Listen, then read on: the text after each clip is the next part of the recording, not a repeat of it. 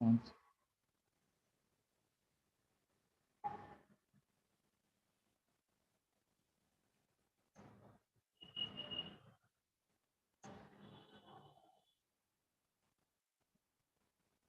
A very good morning to one and all present over here. I am Tanmay Gangurde from ACM Club of DYPM. Well, to be very honest, it's the third day. And in day one, we had the speaker who was talking all about FAANG. And in day two, we had a speaker who was telling us about MBA. And now it's day three. We are here to finally talk about the topic that is masters. Well, before that, let me give you a short introduction what this event is all about. So Gold is a collaborative event of 6 different clubs. The first club, that is ACM Club of REIT, followed by SRM, SNDT, ACM Club of DYPIMR, and ACM Club of Manipal, as well as ACM Club of PICT. So this is the very big collaboration of 6 different ACM chapters.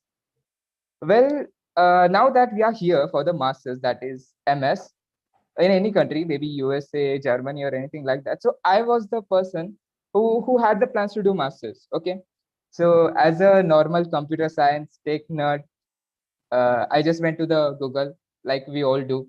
I went there and I just searched for the thing that is the top universities in USA. And I went to one website. I won't say the name, obviously, this is not sponsored. But I went to that website and I saw the first name was Carnegie Mellon University, followed by UC Berkeley, that is University of California, Berkeley. And third one was UCSD, that is University of San Diego. Well, little did I know, I was introduced to the speakers, today's speakers. And boy, when I saw their LinkedIn profile, it was like a fanboy moment for me. And what should I say more? I'm out of words. I don't have any words to say. So I would like to call my co-host to introduce our host as well as other co-host. That is Aditya. Aditya, over to you. Hey guys, hello. So a very warm good morning to everyone in India and a good evening / good night to our speakers from the US. So Gold is an event which is organized by, as Tanmay said, all the 6 ACM chapters in India. So the aim of this session is to conduct sessions that will answer questions of the youth in India's colleges. So we have called upon 2 established speakers for the event today. First, we have Mr. Rajvardhan Oak. He's currently working as an ML engineer at Microsoft, a graduate from UC Berkeley, former graduate student instructor, former research assistant, and the list goes on and on. Then we have Mr. Pratik Ratadia, who is the graduate student researcher at UC San Diego, data science product lead, a tech consultant, a product intern, and as well as for him, the list goes on and on and on. So after listing all of those points, I'm sure the listeners will be hooked up to the conversations that we are going to have and all the questions that we're going to talk about. So let us have a fun time and learn more about today about MS with our speakers. So without further ado, let's get started. I have with us Mrunalini, Neha, and Tanmay as our co-host. I would request Mrinalini and Neha to give a short introduction and then introduce the speakers. A very good morning to one and all. My name is Mrinalini Gaikwad. I am from RIT ACM. I'm very glad that I had an opportunity to be on this panel and had a conversation with all of these beautiful people today. So over to you, Neha. Hey guys, a very good morning / good evening to everyone who are listening to us. I'm really very excited to be with Raj, Pratik, and all of you today. So let's get started without a further ado. So hello, am I audible? Okay. Yes. So right now, first of all, I'll explain the flow of the session. First of all, we'll have Mr. Raj, who is going to answer all the basic questions that you all have asked from the Google Forms, and then we'll have a question answer session. So I'll just share my screen.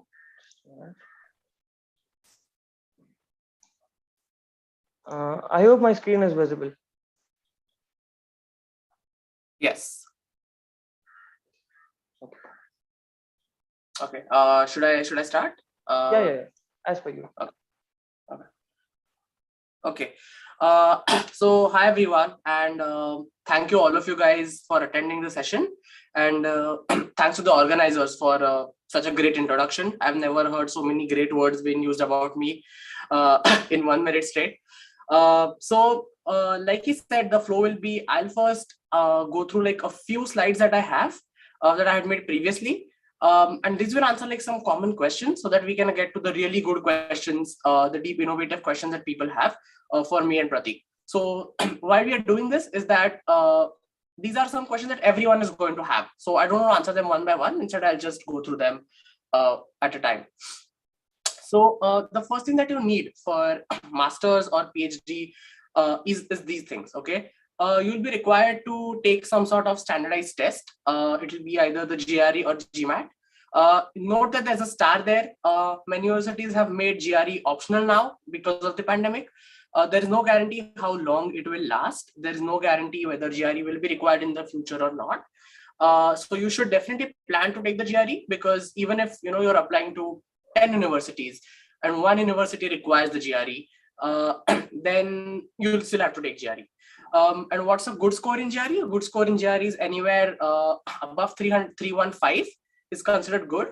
320 is considered 320 is considered excellent actually. So more than 320 gets you over the bar for most things, and greater than 330 is exceptional. Greater than 330 is exceptional. You'll also need to take TOEFL or IELTS. These are very simple exams. They just prove that you can speak English, understand English, read English, write English enough to take a master's degree in a foreign country in which English is the main language. The second important thing is your GPA. I know a lot of people say that a piece of paper cannot decide my future, but unfortunately, that's really good to say, not as good in practice, because your GPA matters. Your GPA is going to need to clear any minimum cutoffs. Some universities like University of Southern California or USC, they have a very high GPA requirement. They generally accept people in the higher 9-pointers, and they're actually willing to overlook some of the other flaws in the profile if your GPA is really good. The most important things in our profile, the two things, they're going to be your statement of purpose and recommendation letters. So your statement of purpose is going to talk about your background, what you've done in life so far, what you're studying, what your future plans are, what projects you have done so far that prepare you for your future plans, and why you want to do a master's degree in that university. One additional thing it should contain is how the university will be good for you, but also how you will be good for the university. Okay, it's an exchange. You also want to convince them to take you on as a student, because they also have to have some benefit. So you have to show some strong potential, some strong ideas, some strong interests, well thought of future plans for that. And of course, your recommendation letters, they will come from your faculty or your previous managers if you have had. And they will talk about your research skills, your ability to succeed as a student in master's or PhD. For those who have work experience, if you have more than 1 year of work experience, it's worthwhile adding that in your resume and your statement of purpose as well. That adds to your profile depending on the nature of work you've done and the nature of the master's degree that you want to take. It may or may not help you. That's why I included it there. So your admission decision is like is a function that's like a weighted sum of these parameters. So what do I mean by weighted sums? There are different importances ascribed to each of these things that I've said. There is some importance to GRE, there is some importance to GPA, there is some importance to SOP and LORs, typically very high. And every university will have its own set of rules on how to evaluate applications. So a general question like, I have 310 in GRE, can I get a scholarship? I can't answer that question, neither can Pradeep. Okay, because we don't know enough. We don't know enough about the university you're talking about, what your rest of your profile looks like. When it's a weighted sum, it naturally means that one weak thing can be overcome by some other good thing.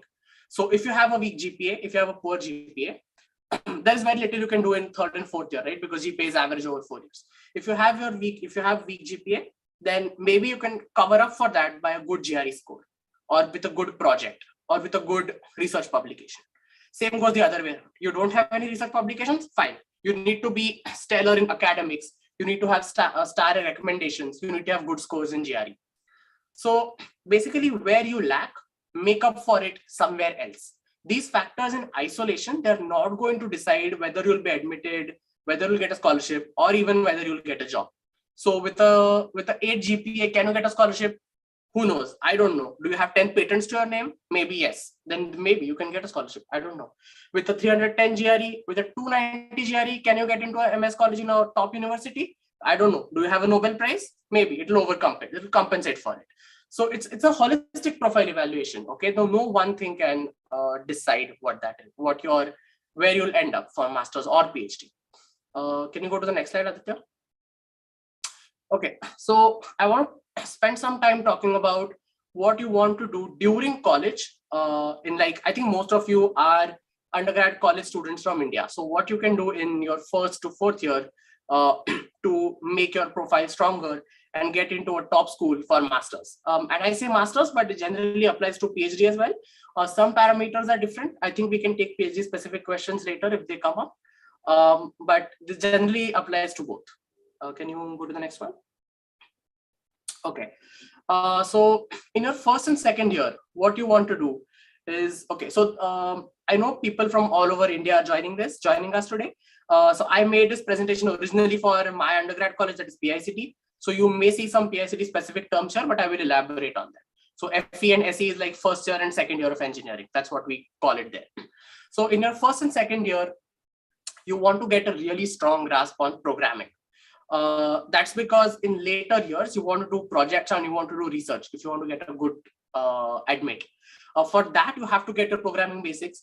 And in first and second year, that's the time to do it, because A, it's in your curriculum, and B, you don't know enough to do anything else, anything other than learning programming. You're still like just getting started. So learn programming, start with C++ and move to Python. Remember that C++ is a good language to be used for production. Python is a good language to be used for experimentation. So learn C++ and Python. Start doing coding problems on HackerRank. And I think there are a lot of coding contests as well. Like there are contests online, but I think your local IEEE or ACM chapters will also host like some coding contests. You can take part in them as well. Study a lot. Your first year is the easiest to score. Your overall GPA is going to go high by a lot if you can score a lot in your first year. Okay, then that will keep your GPA in the high 8s and 9s. And explore co-curriculars in college, because there is not much from like projects or research angle that you know enough to do. So I've listed some PICT specific things here, but the things that you should be looking at are your college magazine or newspaper, your local IEEE ACM chapters, or any robotics chapters in your college. And depending on what college you come from, there may be other things you can do, but these co-curriculars are really good to explore because they help you build a lot of skills. They help you like build technical skills, build people skills, and you're working with a faculty, so you get recommendations from that. You can help leverage that to get recommendation letters later on as well. Can we move to the next one? So in the second and third year, so you'll notice that each of these slides, they cover 2 years at 2 years per slide, and there are overlaps. So because this isn't like a rigid or fixed set of rules you should follow, it's pretty fuzzy. So in second and third year, what you can do is explore the various domains available to you in computer science. So I've listed computer science domain. If you are from some other domain, if you're from mechanical, civil, electrical, naturally you'll have other domains in this list as well. Or you may be interested in these domains too, I don't know. But there will be other domains in the list as well. So explore, like look at maybe faculty from your college and see what their research interests are listed as. So some that I have listed are data related, cybersecurity, or vision related. So explore various domains, okay? Read papers from domains, or try to read at least. I won't say read because it's not easy to comprehend like a full research paper at the second, third year level. Start reading some papers in that domain. And then apply the programming skills that you learned earlier and turn it into a project. There is a website called Kaggle, and Kaggle has a lot of open source data sets. Feel free to download those data sets, explore them, play around with them, maybe recreate like some results from a research paper and put them on your GitHub. This builds your profile, this gives you skills, and this gives you things to talk about, like what got you into that field, or what have you done before to explore that field that motivates you to do a master's. All of these things that I'm saying, they're not to be taken in isolation. They're going to help you get either recommendations, or they're going to help you put down your statement of purpose properly. So that, and then with this programming, you want to add projects to your profile. So I know that doing projects by yourself is challenging. So if you think you're successful, and you might be, but at an undergrad level, it's really hard to know what counts as a good project. And I'm speaking from personal experience. So you're going to need some sort of advisor or mentor. And look no further than your your college professors, and ask them, that you want to work on this idea or this field. Is there any project that they have in mind, or is there any topic they can suggest? And then you can slowly start building up your skills in that field. Use your programming, build a project, see what they say, go back and forth. If you can also contact foreign professors if you want. So there was a time when people used to visit universities abroad in the summer, but some people from local colleges were not able to do that because we don't have enough of a summer break, like 3 months. We can't dedicate 3 months. What has happened now due to the pandemic is that professors are open to accepting collaborators remotely, right? Because the pandemic, the COVID proved that people are just as productive, and most of the internships during the summer, I think past two summers at least, were I think fully online, even with professors in the US and Canada. So contact foreign professors too, and if they don't respond as is likely, contact their PhD students as well. Every professor has their PhD students listed on their website.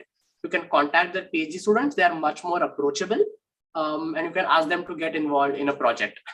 I think there might be a slide later on that talks about how to reach out to professors, but I don't know if I have that in this one. So yeah, this is what you do in second and third year. And we move to the next one. Okay. And okay, in the final stretch, okay, in the final stretch, you want to focus on internships. So do it through online portals like LinkedIn or Internshala. Don't think a whole lot about the money, because primarily you're going to be doing it for the experience. I won't say that, accept bad working conditions or toxic work environments, but I think at this stage, money shouldn't be a top priority. If you are in such a situation, then money shouldn't be such a top priority, because you will get to learn a lot, and you will get to put on your resume, and you'll get to talk about it in your statement of purpose. You can also do research internships abroad, and I say here US Canada citizens, because this presentation I think was made at a time pre-COVID maybe. So that's why I say especially US Canada citizens. But I think now everyone can apply for research internships abroad, and professors will be willing to take on remote collaborators. And you can do independent projects at this stage. Choose your final year project carefully. Present it at conferences or competitions that might end it up in a publication. And remember that applications are generally due between mid-December and mid-January, which means that you'll be applying towards the end of your first semester in the final year. So anything you do after that, while good for your own learning and skill building, is not going to count in this application. So all of the things that I told you, all of the profile building, you have to do before your first semester of your final year ends. As far as GRE and TOEFL are concerned, take GRE in your third year. GRE is valid for 5 years. And in third year, you don't have a final project to worry about, or you don't have placements to worry about either. So that's an ideal time to take the GRE. Start preparing in your maybe first semester, and then take the exam in your second semester of third year. And take TOEFL in, so taking TOEFL is valid only for 2 years. And it's an expensive exam. So I wouldn't want anyone's money to go waste. If you're going to go directly after college, directly after your final year, then take TOEFL in, the early parts of the final year. If you're going to work and then go, then maybe take a break and then take the TOEFL only when you need to. TOEFL is not hard. You won't have to study a lot for it. Was this all, Aditya, or was there one more slide? I think there was one more at the end.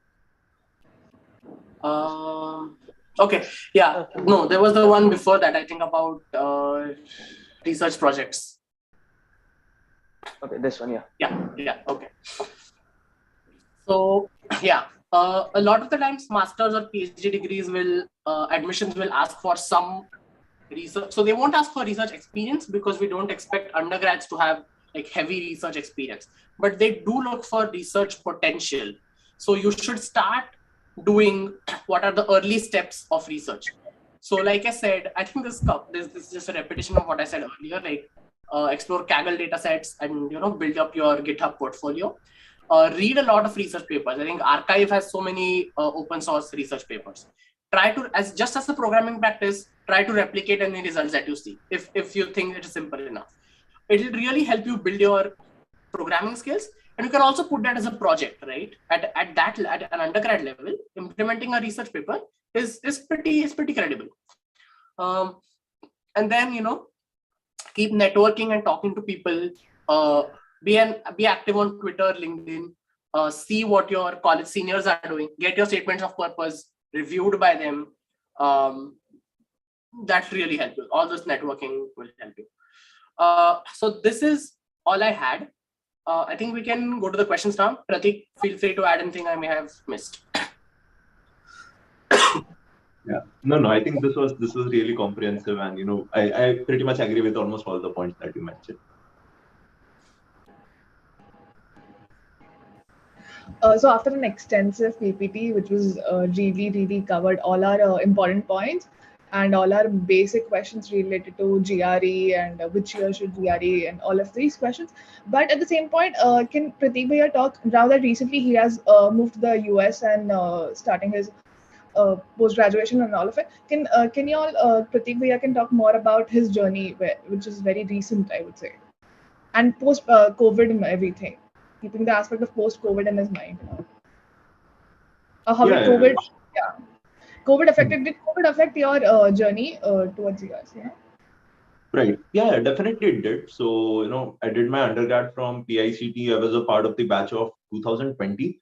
And I was supposed to start my master's in 2020 and fall 2020. And around February, March, I had all these admits, really excited about, starting grad school in US and completely unaware about what was about to hit the entire world. And then COVID happened. It was always the expectation was always that, this will slowly everything will get all right, probably in the next month, 2 months later, 3 months later. And gradually it hit that, I wouldn't really be able to start my master's in fall 20. So some universities were gracious enough to offer deferrals right up to the next year.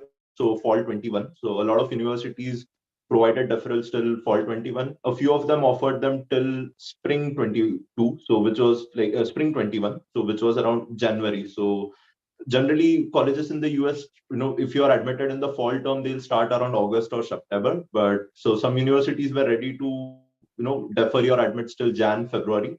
Mine, I was admitted in UC San Diego, was lucky to get a deferral till September 2021. So I decided to, just to play safe, I thought, I'll just stay back for 1 year and then, start my master's, after 1 year. And that is a point where, you really have to think on the tip of your toes on what is something which you can do now. You have this 1 year, and if you look at it, it's like your next steps are already in place. So you know that 1 year later what you are really going to do. So now you have 1 year to basically explore things, kind of like a flashback to first year of engineering where you are just exploring things. You are here, for a set period of time. So I thought, what is some things that I can do, because this was 1 year which I could now add into my resume as a full-time experience, but while already having an admit in place. So after going through a lot of opportunities, appearing for a few interviews, I decided, let's do something which I would have otherwise not done. So I decided to join a very early stage startup. I had a few offers from some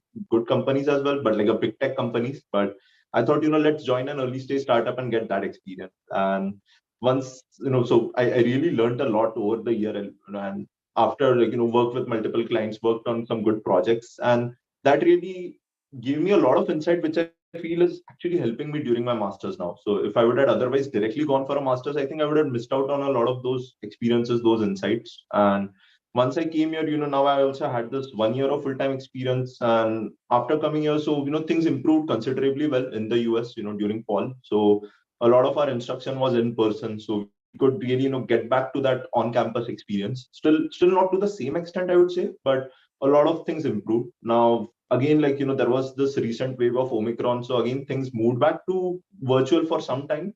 But now again, we are resuming operations full-fledged. And I feel things are still normalizing down. So, they are never going to stay the same anymore. So, what you would have experienced in say 2019 or 2020. So, now universities are realizing there is a huge potential in adopting this hybrid mode as well. So you have, larger intakes, you will observe more students being admitted, because you can conduct courses in a more, in a hybrid format now. And apart from it, another thing I've observed is because of pandemic, a lot of admits got deferred. And the same thing also took place in 21. So a lot of fall 21 admits also, they also opted for defers for, say spring 22 or fall 22.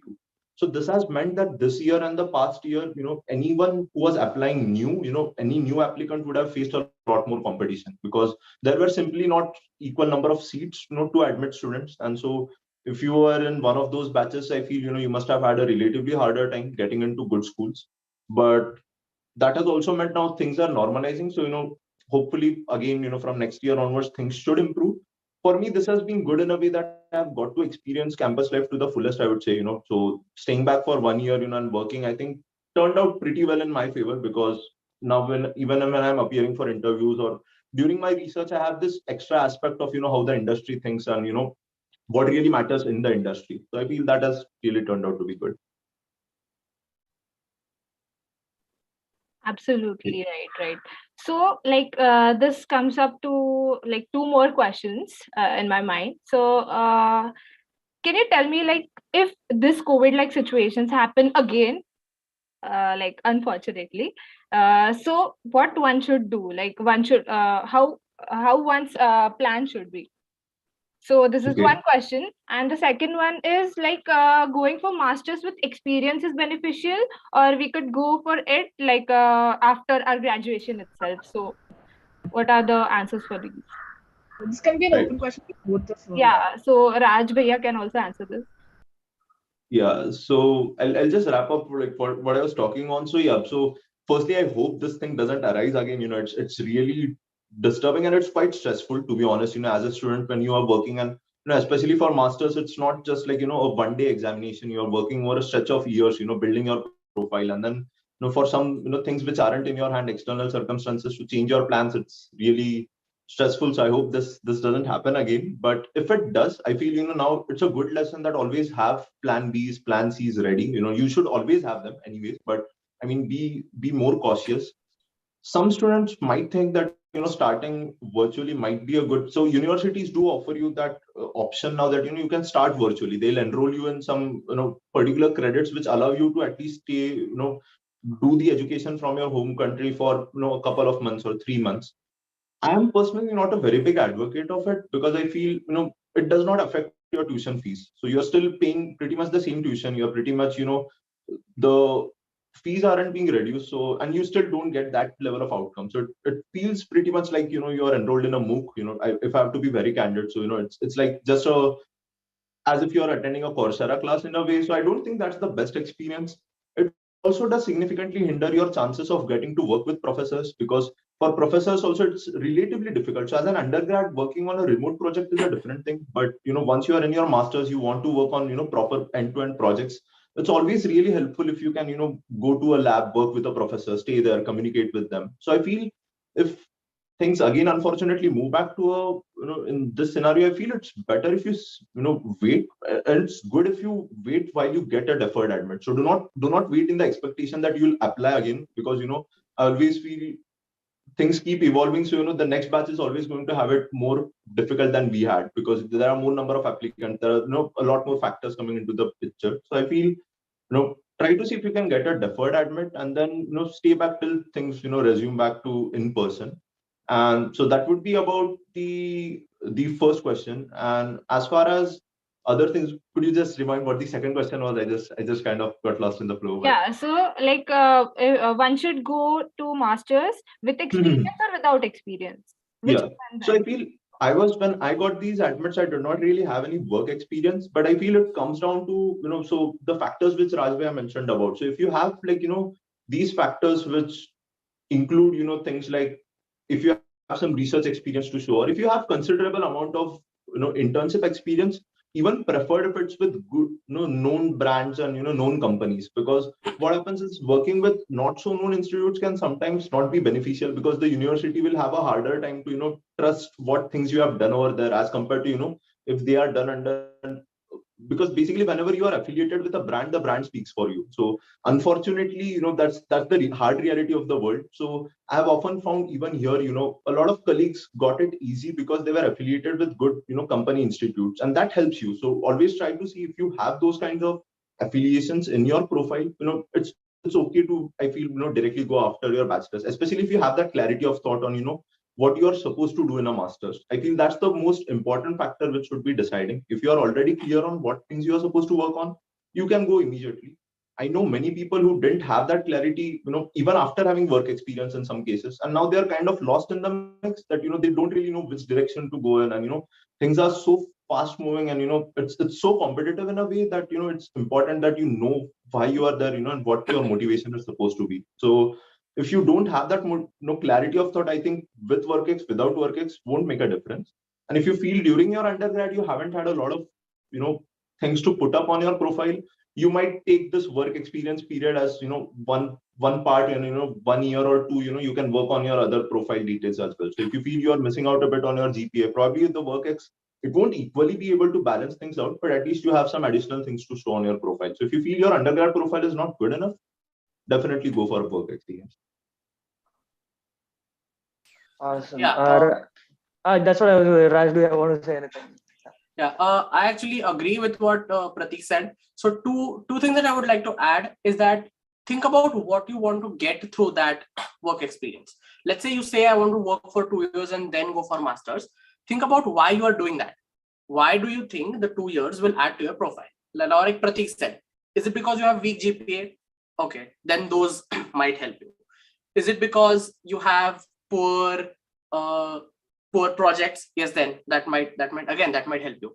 In that case, do it. The other thing you should ask yourself is my work experience relevant to what I want to do in my masters?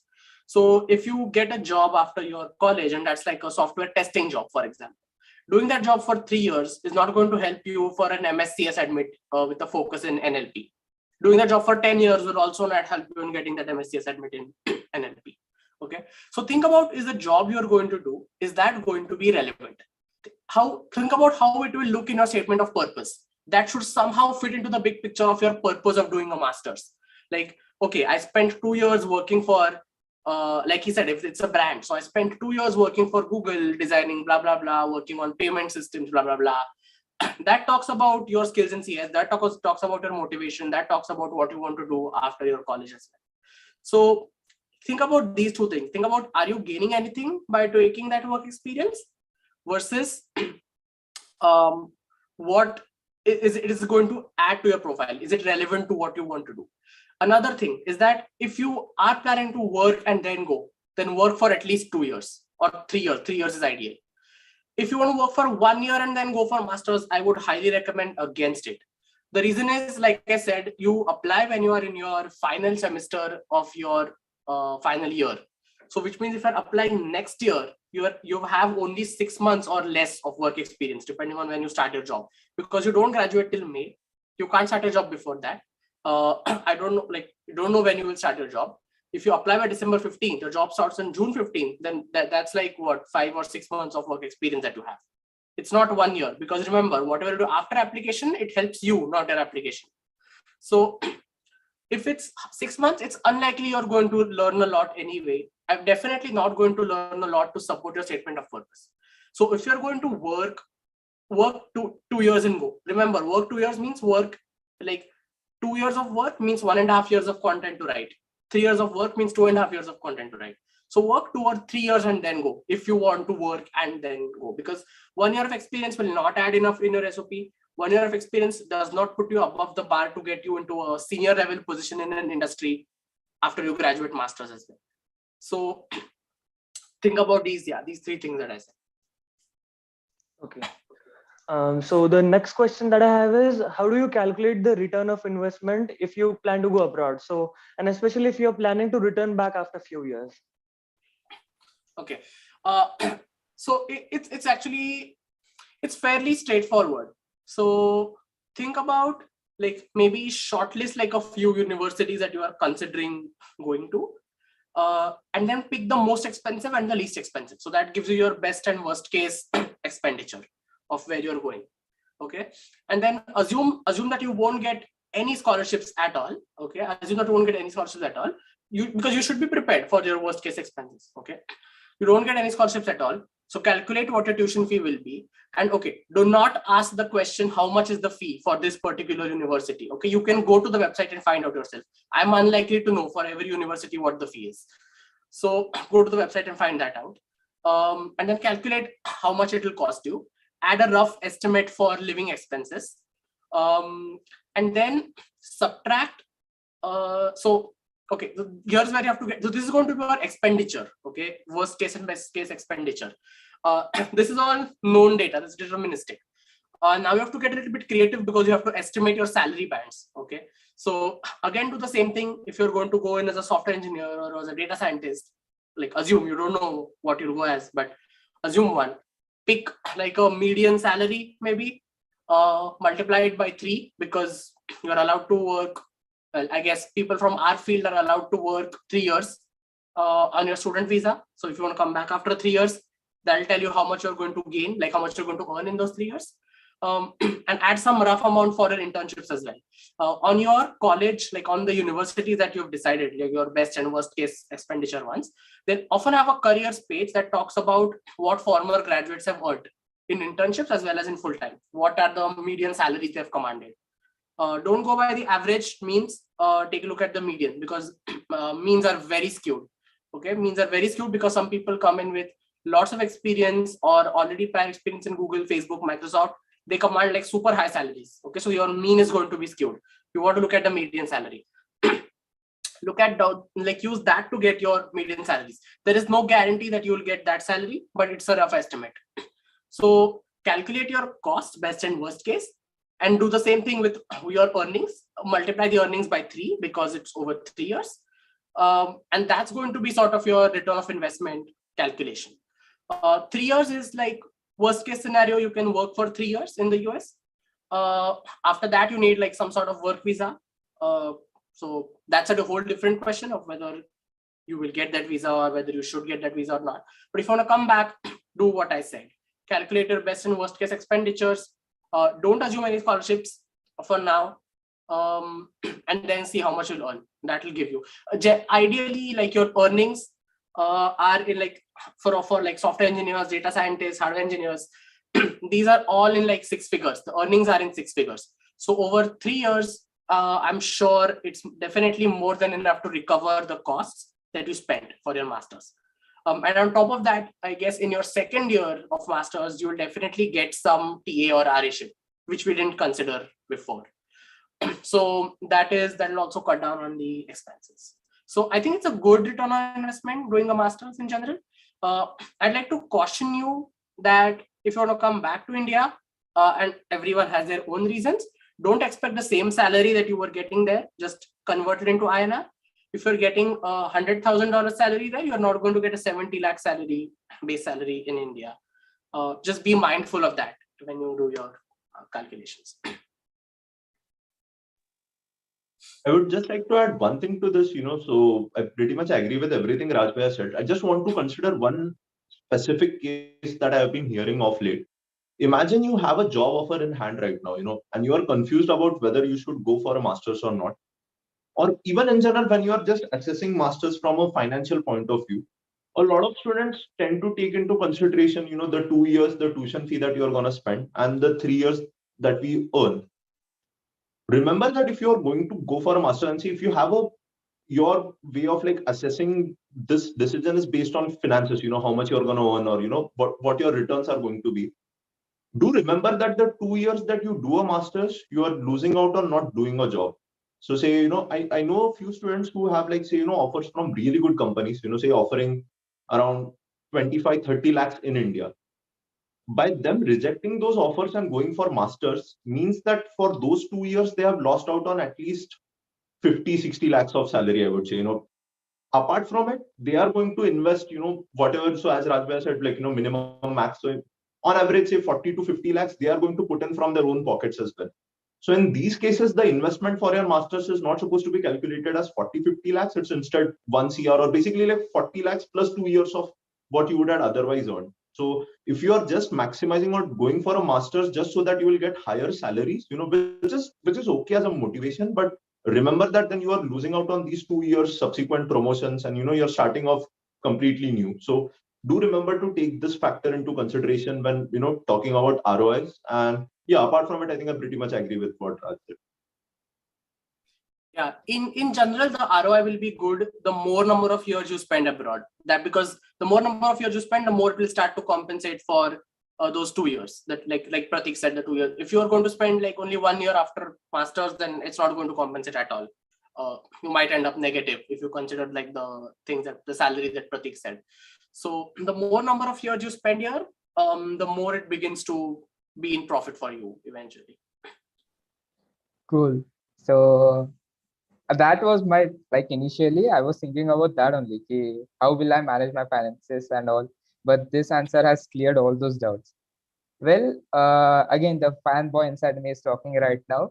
So I have 2 questions in my mind right now, but firstly I want to know, do you both have 25 hours in your life? Like, I was going through your LinkedIn profile, you have done internships, you have a very great pointer.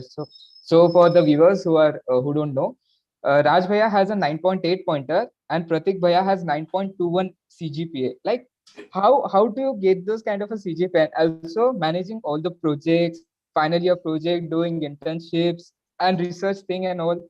Currently, I'm in a fix like I'm in a dilemma like a situation. So whether I should focus on GRE, whether I should do my final year project, whether I should do mini project. So like there's a huge confusion in my head. So I just want to know कि how do you both manage your time? Like वो एक 1 hour का वो जो है extra वो कहाँ से आया? Should I go first, Pratik? Yeah, definitely. Okay. So what I'm going to tell is like what works for me, and different things will work for you, because I have received a lot of hate from people our age generally for this approach. So I wake up very early. I wake up at like 6 a.m. every day. Even now I wake up at 6 a.m. And even when I was doing my undergrad, I used to wake up at 6 a.m. And people used to give me a lot of hate for that you're not supposed to study in preparatory leave, or why are you waking at 6 a.m., blah, blah, blah. But what I like to do is, when I wake up at 6 a.m., like, let's say I laze around and start studying at like 6:30 or something, let's say, I study for like 3 or 4 hours straight in the morning. That helps me get control of my day. Okay, now that I have the studying out of the way, or you can dedicate any time to this, like your research, your work, or I mean, of course, your work may have its own timings, but whatever things you do on your own. Once that was out of the way, I felt like a load was lifted off me, that I don't need to care a lot about how I spend the rest of my time. I can spend the whole day on Facebook. I can spend the whole day on Instagram. I can just watch Netflix, or like whatever, if I have like those 4 or 5 hours of study. That was what really helped me stay focused, because I was able to do that in the morning and still go out for movies and meet people later in the evening.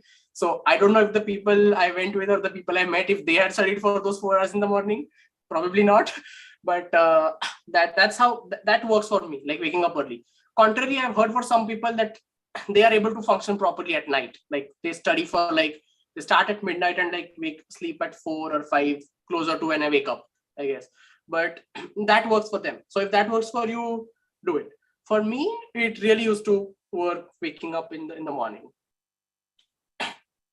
And what about you, Pratik Bhaiya?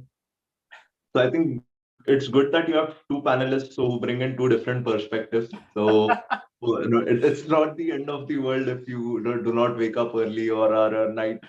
But I must agree, it's a good habit to wake up early. I'm trying to cut this down. I try to sleep early now these days, but gradually you realize it's the first method is what works. But during my undergrad, or the way I used to handle things was, so I feel like one thing is very important is you should be, I know it might sound cliche, but it's like, one, you should understand the seriousness and you should know why you're doing a particular thing. Because if you are like very clear about why you're doing it, I feel that dedication or that extra drive comes through, one. Second is, as far as time allocation is concerned, I think it's really important to have like, proper milestone setup. So generally I have like a goal in mind for say what I intend to achieve by the end of this month, which reflects in what I intend to achieve by the end of this week, which in turn then knows, I know how I'm supposed to plan out my days to be able to, get those particular tasks done. And I feel it's really important to not compromise on them. So, give ample amount of time planning what things you want to achieve or what things you want to chase, what goals you have in mind, But once you are sure on them, try to make sure that you do not get distracted by external factors, because there are going to be a lot of them. And even during my undergrad journey, I know that there were hardly any people who resonated on the same frequency or had the same goals or same skill set in mind. And this can sometimes be a distraction. So it's very important that you stay committed to what you intend to achieve, what things you have in mind. And with that, then you can accordingly plan out your days. I think I'm not the best person as far as micromanaging the day goes, but I generally do tend to have like weekly milestones. So by the end of the week, and if it's not done, I make sure that in those cases I don't even mind like working weekends. So I mean, if it's if I'm really passionate about something, I want to achieve it, I need to be serious about it. So depending on, I try to balance things out. Some during the weekdays, some during the weekends, but make sure that you're achieving those milestones, because otherwise you will quickly realize that things will start drifting away from your hand. Because if you had some goal in mind, you want to achieve something, if every week you are not hitting that milestone, it's not going to happen like miraculously you'll get that goal at the end of the day. So it's really important that you keep those milestones and be passionate about them. I feel. Yeah. Cool. So for the viewers, Actually, Yeah, one thing I forgot to add is that I don't take the entire credit for whatever my achievements are. I was very fortunate to stay in Pune when my college was. So I used to stay at home. I had a strong support system there. I had someone to cook food for me daily and homemade food, so I didn't have to eat in a mess. Uh, and I also come from a relatively privileged background, so I had the means to go to my college pretty easily. I didn't have to spend a lot of time in like public transport or anything. So these are all of these other factors that contributed to my success. So it's not entirely like my credit. So if you aren't able to function as productively, like on a daily basis, if you're not able to study 5 hours a day, it's fine, because some things are out of your control. Because I didn't stay at a hostel. If you stay at a hostel, you have to clean your own room. You have to look at, if you have to do your laundry, you have to manage your own food. You can't just go at noon and expect your food to be ready. Okay, I realize that now when I came for masters, that's when I realized that those are the things that are also going to take the time away from me. So if you aren't able to function as productively, that is totally fine, because you are not in the same situation that I am. Don't try to have the same productivity. Like, don't try to have maybe daily goals, but maybe have some long-term goals. Like, in this week, I want to get this done. That you should be able to do, I think. Or it's fine if you're not able to study 5 hours every day. But in 2 weeks, I want to get these things done. In 2 weeks, I want this things achieved. In 2 weeks, I want these many hours of study to be done. So do that, because it was easy for me to manage it on a daily level because I didn't have to take care of these other things. But you may have to, as your situation demands. So if it does, then maybe try to go long term a little bit. Yeah. And I must add this because, I'm actually, someone who has experienced this. So during my first year of engineering, so my home was around 35 kilometers from college, but I decided to take that call that I'll stay near college for 4 years. So, despite having a family like within, 1 hour of traveling distance, I would say, but I knew that it will still end up taking like 2.5 hours every day for 4 years. So I did make that sacrifice and decide to stay near college. It added some extra factors, but they weren't taking like an additional 2 hours. And that I feel, apart from the excursion and all the other things that you have to go through in public transportation. So I feel that definitely contributed a lot, because I know a lot of friends who struggle because of having to travel daily. So yeah, definitely agree with that. amazing. So now I will have to figure out my schedule first. so the thing is, one minute, Mrinal. Yeah. So the viewers, I would like to inform you guys that Raj Bhaiya has recently got placed in Microsoft. He is the applied machine learning engineer at Microsoft. And I think for this, you should like the stream. And also do let us know in the chat box, do you want to do masters or not? Also, you can put in your questions in the chat box. Over to you, Mrinalini. Yeah. So after the extensive a discussion about food and accommodation and everything, so I have like a two-phase question. Firstly, is a little different from accommodation and food and everything. So I would like to go a little back about the resume. Like y'all were talking about resume building and everything. So as a first year, like in my first year only, first sem, I had decided I have to not like I had decided masters, but I knew back of my mind it was going to be in the future plans. So basically, since first year, you start doing all of your volunteering work. You start meeting people through communities, and then you start doing mini projects and everything, and hackathons and mini projects and more research projects. So you all talked about if I have I'm planning masters in ML. So but what happens as a first year, second year, or even in a third year? When you come in a third year, you're not very I feel like the third year it is a big decision to take in masters.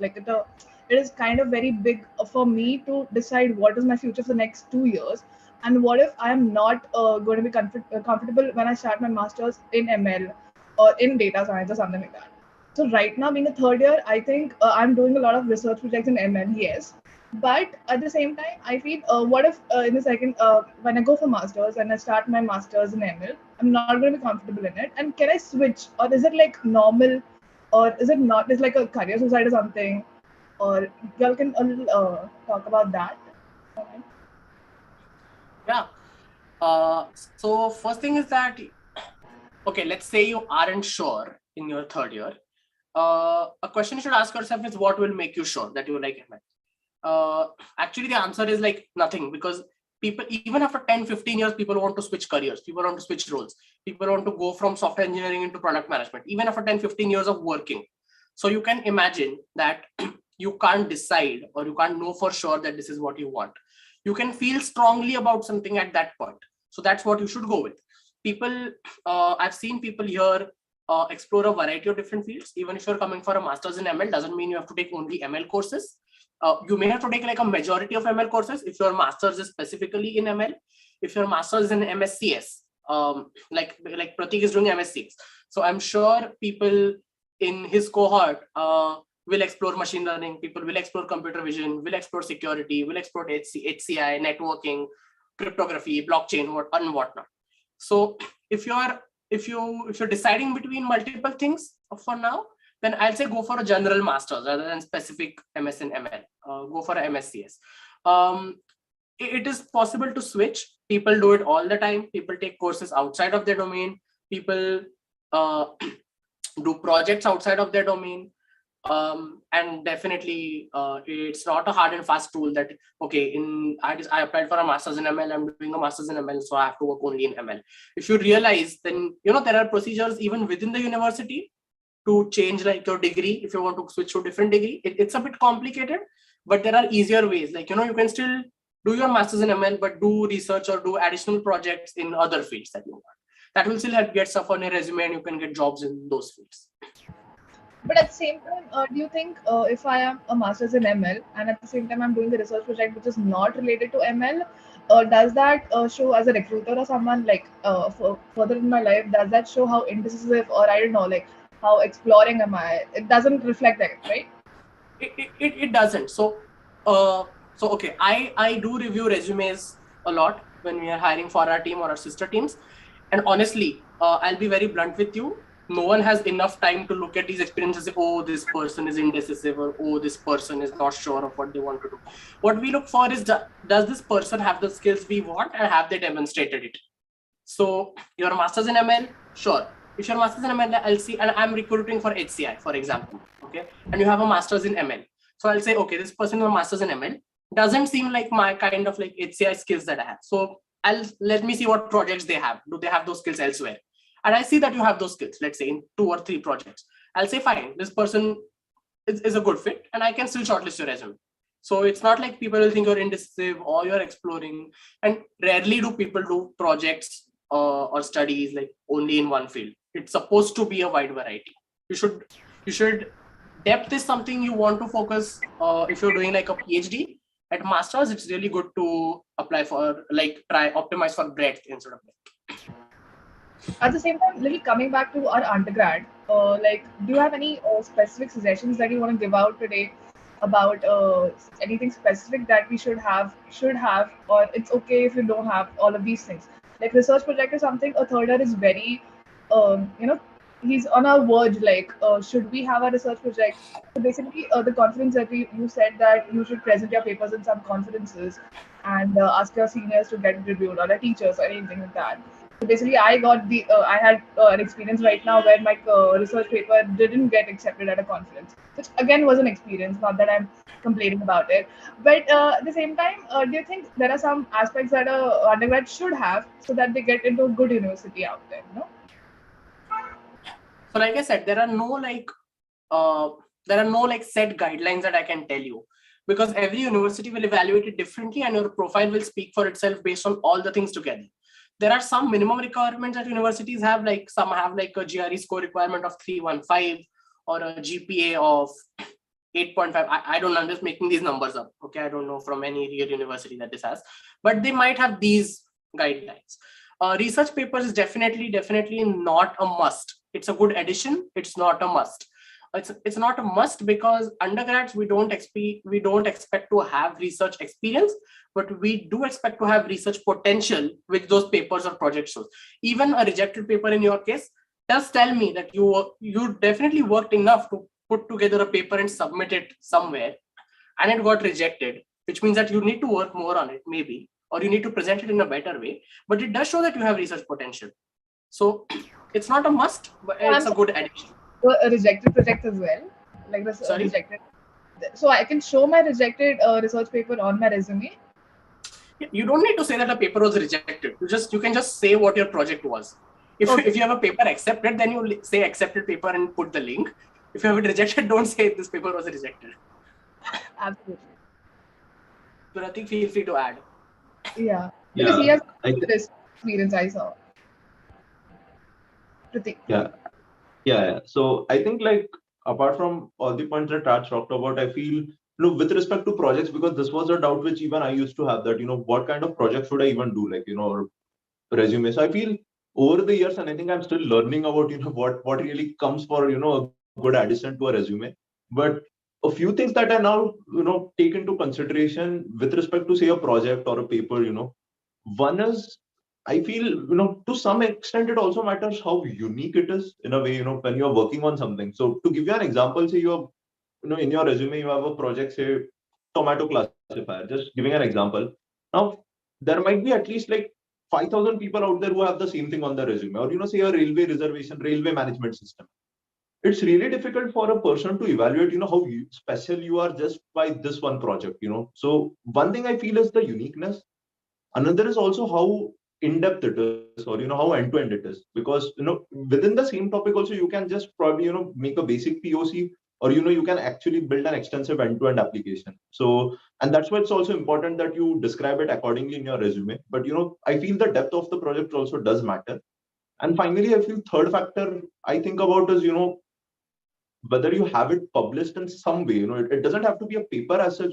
See, if you did it as a part of an internship under a company, that speaks for itself that probably there was, if the company wanted this project, it must have brought in some business value. Or if you published it as a paper, it shows it was a good contribution. Or probably you published it on GitHub and now you have, say, 25 stars on it or 50 stars on it. So that shows that, it has added some value. So I feel it's always good that instead of you having to justify why you did a project, or, having to describe it in detail, even these affiliations sometimes help. I did this project under this advisor, or I did this with this company, or this has got these awards, or this kind of an affiliation. So I feel uniqueness end to end, and any if there is any possible way for you to publish it, I feel that can definitely help you stand apart and make for a good project. Yeah, like that's true. So, my next question is to Raj Bhaiya. Like, it is a bit personal question.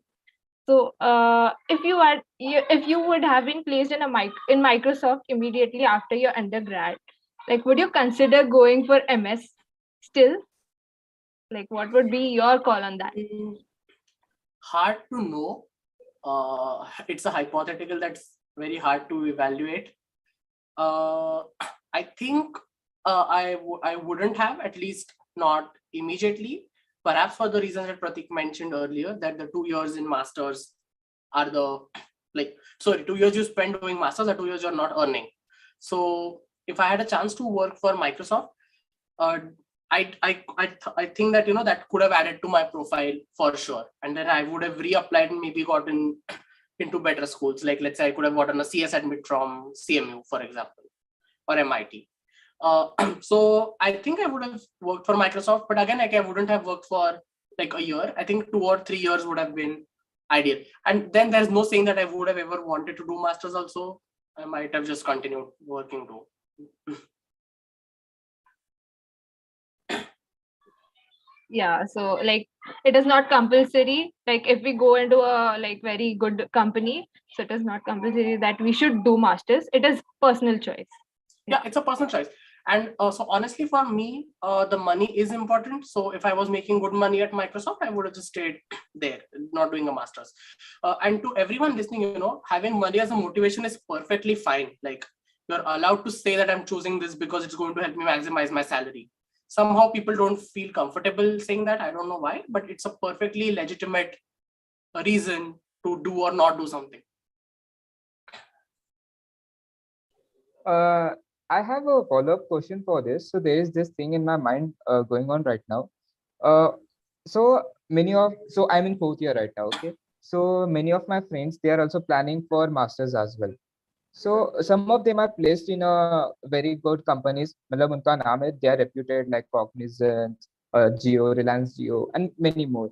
And also on the other hand, some are recruited in the mass recruiters wala company like Cognizant or Capgemini. Capgemini or Infosys. They come for like mass recruitment. So my question is, they don't offer you that much salary. It's like 4.4 or something like that. So does it affects your afterwards wala salary once you're done with masters? Because what I have heard as of now is the initial package matters a lot. So does this thing affects even after doing masters, or it changes the entire scenario? My question is to both of you. Okay. I can start answering it because I've started working. So I know like what generally salaries are and how people negotiate and what it's like, what determines the salary. So your previous salary will not determine what your new salary has to be. Especially, so we are talking about masters abroad. Okay. If you do a masters here in the US or in Canada, I guess, if you do masters, I know US specific things, so I'm just saying US. If you do a masters in the US, there are rules that specify what is the minimum amount that you have to be paid. Okay, you can't be paid at any random amount that the company wants. There are rules, and no one asks for your previous salary. So if you're out of masters, you're treated as a new grad, but at a higher level. If you're treated as a new grad, they don't ask you for your previous salary. Your previous salary will not matter, but your previous work will. So what you do in those 3 years at Capgemini or Cognizant or wherever it is that you are, what you do, that will play a key role in making you like a desirable employee. If the company wants you, they will offer you more money. It's as simple as that. If they don't, then you're very easy to replace. They'll just go with someone else who's working at the offer that at the salary that they want you. So no, even if your salary is 4.5 lakh, 2 lakh, 1 lakh, no salary at all. I came with no salary because I came straight out of bachelor's. So it will not matter. No one will ask you what you were earning in India 2 years back. But the work will matter. Yes. Yeah. And Pratik Bhaiya, your views on this? Yeah, so I'm yet to be hired full time, but as far as the internship thing goes in the US, so I've seen, whichever company I've interviewed, no one has really asked me what I used to earn. Definitely, all of them are curious to know what work I did, in the 1 year, what projects I worked on, and how they are relevant, if I've mentioned them in my resume. But I feel, things start afresh over here, so you will be just on, based on what the standard pay is. And at least I have not observed, anyone here asking you what your India pay is. So yeah, I don't think that should be an issue. I have like this question in my mind right now. So, doing a job in the branded institute for a less salary, would it add to my SOP? I just missed out that part when Raj said. So, like, I can consider doing a job in Capgemini because it has some brand value, and it could strengthen my profile or SOP. So, is it so? So I feel like one suggestion I have always taken into consideration when I talk about uniqueness. I feel, think about it when you're applying. How many more students, what's the probability that someone else might also have the same affiliation or same brand on their profile? And I feel there's a difference between, a company being known everywhere and a company being, adding high value. So I feel to take that into consideration. Of course, it helps that, the company is recognized in a new country, whichever company it may be. But I feel it's also equally important because if there are, 1,000 candidates in the pool who are also from the same company, you are losing out on that, value that any value that the company name was adding, because now essentially there are 1,000 people. So the university will now look into those other factors. Or, if they are used to having people from these companies, I feel then the company name pretty much does not add any value to your resume. So it's just not about the company being known, but how rare or how good it also is, I think. Yeah. Great. And are you able to get significantly good, valuable things from that job? Right? If you work for 3 years in Capgemini, but you don't have enough interesting projects to show for it, then I don't see how that will add to you, because they are not going to admit you based on only your resume. They're going to read your statement of purpose. They're going to read what you did. If you are working for Capgemini for 3 years, they will expect one recommendation to come from there in Capgemini. They won't ask about salary, but they will expect one recommendation to come from there. So then they will like what you did and how you did, that becomes important. Yeah. So I must add here, it's just purely anecdotal, but I know many cases where people had work experience from not so known companies have got into really, really good schools, and people from really good companies have also had a hard time getting in. So I mean, I don't think it's always going to be a black box, but I feel it's not directly You don't have a correlation causation being very clear over here that just because you're in a good company, that's so it completely depends on what work you do. Yeah, so the long story short is you will have to work on your profile. You will have to do something extraordinary thing, bring that unique factor into yourself, and then write a beautiful SOP and then sell it to the universities. Correct. Cool. Okay, so just one question. Yeah. Like when in undergraduation, there are many clubs, right? For example, ACM or IEEE. So, like, does the participation in it matters while in SOPs, or maybe like does the universities consider these factors as well? I'll say so yes and no. Yes, in the sense that it will not directly add to your profile in the sense that, oh, this person worked for ACM, okay, I'm going to give him an admit. That's not how it will work. When you work for an ACM chapter, and when I say work, I mean like serious work over all years, like 3 years at least. You will learn a lot of social skills. You will learn how to interact with people. You will learn how to organize events. You will grow a lot technically, and you will gain a lot of connections. The things that you have learned during this period, those are things that you'll be able to add and leverage in your SOP. That is what is going to make you an attractive candidate, because ACM is a well-known organization. If your ACM chapter won the best student chapter award under your leadership, if you guys organize this event for six chapters across India, right? This is something unique. This is something you can write about. So, and that's not purely because you're working in ACM, but because you did this, that ACM that gave you a chance to do this, that helps. That shows your impact, that shows your potential. And the second thing is that if you're working with ACM, you're also working with a chapter advisor at your college. So I was able to get a really good recommendation letter from our chapter's ACM counselor, because I'd worked seriously for 3 years in ACM. So the same can go for you. Awesome. So I have a follow-up question. So this is not a generally technical question. This is a generic question. So I want to talk about the Indian CEOs that are there. So Satya Nadella, Sundar Pichai, Parag Agrawal recently. So there are many examples for that. So I wanted to ask, that why are Indians why are we standing out to be the CEOs of the top tech companies in US, and why not other countries? And the contrary question to that is, the brain drain problem that is happening right now. So what is the reason for that? So both the questions. Yeah. So I guess this is like a multifaceted issue. There is no one factor that is causing brain drain. And as far as like Indians being CEOs, I personally think we shouldn't read too much into it.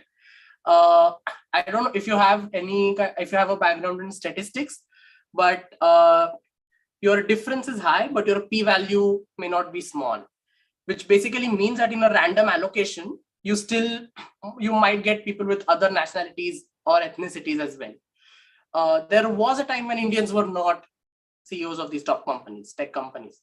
Tomorrow, if situations change every day, they may not be, right? So I don't think we should read a lot into Indians being CEOs. I'm not disparaging them. They have definitely worked hard and they are like super intelligent people. But I think there is no one factor that can say why Indians are like CEOs or anything like that, because that's a dynamic situation. I think we are just looking at a current snapshot. It's going to change every day. Reason for brain drain, I guess there are many. Two that come to mind are like the importance to research is more abroad than in India. And I guess the pay, when you convert it into Indian rupees, you see the pay as very high from in USD. So those are the like two reasons I can think of. But yeah. Pratik, any thoughts? Yeah, I feel definitely it's hard to point out why like Indians have been going in as CEOs in general. But I feel one thing Indians are appreciated of is I feel we do bring in that logical aptitude or mathematical part or all the technical aspects of it. But apart from it, I feel often we are also good at communicating our ideas, being good at management things. That does not mean other ethnicities or people from other nationalities aren't. But these are a few things for which Indians are appreciated in general, right from, not just at a CEO level as such, but I feel these are some qualities which, do add value when you join a company. And as far as brain drain is concerned, I feel one huge factor I feel is, definitely like, funding or the emphasis on STEM research. So you have a lot more opportunities, and you also have good mentorship, good direction in the sense of, what you're supposed to do. I have personally felt maybe recency bias, but I feel the curriculum is quite well organized in a way, and there's a lot of seriousness as well from everyone involved. I feel, often there are cases where, say students might not be serious about something. Sometimes you may not get the right sense of direction, or right sense of mentoring. I feel over here, that's not necessarily the case. So that definitely, is a good factor. Apart from it, sometimes also people do feel, there's this term that used to be there, the American dream. Basically you look for a place which has like good services, good facility. Some people also have, that as a motivation, or, that as a way of, moving into a new place or starting life apart from, with a new set of problems. They think there aren't going to be any problems. Problems are always going to exist in any place. But I feel, going away from, the problems that we have born and brought up in, and, trying to go in an environment where probably your research, your talent is valuated. So I feel that is also one motivation I've sometimes seen in individuals. So moving on to there are a couple of questions in the live chat. So I'd like to point that questions from Anurag and Bharat Raghunathan. So both are the similar grounds. So I'll just frame this question for y'all, which is, does the university brand or the ranking of the universities in US that you get into now that y'all both are into great universities out? So does these ranks matter for future in your jobs or the courses? Like you can talk about that, Ram. So I feel like I can go first just for the I was just saying you can take this one first. Yeah. Oh, yeah, sure. So I feel like, just going by recent experience of seeing, summer internships or, for even for full times, our seniors, what I've seen is it does not make much of a difference, to be honest. I think in the US, it's more about, your network, your networking skills. And because there is a lot less emphasis on campus placements, you might have career fairs, you have job fairs, but I think a lot of it comes down to the individual. So compared to India, definitely, it's not as significant. I feel in India still it does matter to quite some extent. After your undergrad, which companies you get placed in often depends on, which institutes you come from to some extent. It's changing, but yeah, I mean, it's still a factor to some extent. In the US, I feel it's not so much, but of course, make sure that you don't end up in a university which is like, where that there is a proven record of, students not getting good opportunities ahead. So you just don't want to end up like, to a place which is just giving out admits, because trust me, there are many such universities. If you just go by ETS record, I think like almost 3,000 institutes are affiliated with ETS. So your GRE scores, you can send them to 3,000 institutes. You don't want to end up in like, say rank number 2999. So I mean, within the top 50, top 80, I think you still have a good chance. And, if you have a good network, I mean, there are cases where people from even good universities can sometimes struggle getting a job because they don't have the right network. So I feel it comes down to having a good network, and then the rank of the university is only going to define the experience you have. Often it will play a huge role in defining the experience you have during those 2 years, because the students that you will work with, the cohort, the motivation that comes in with them, and also the quality of faculty. So if you are going to work on some projects, but simply from job prospects, I don't think companies are like that peculiar about which university you have come from when you apply. So at least that's what I've observed as of now. But yeah, over to you, Raj. Yeah, you're right that companies aren't like looking at a university and just getting you in just because you come from a particular university.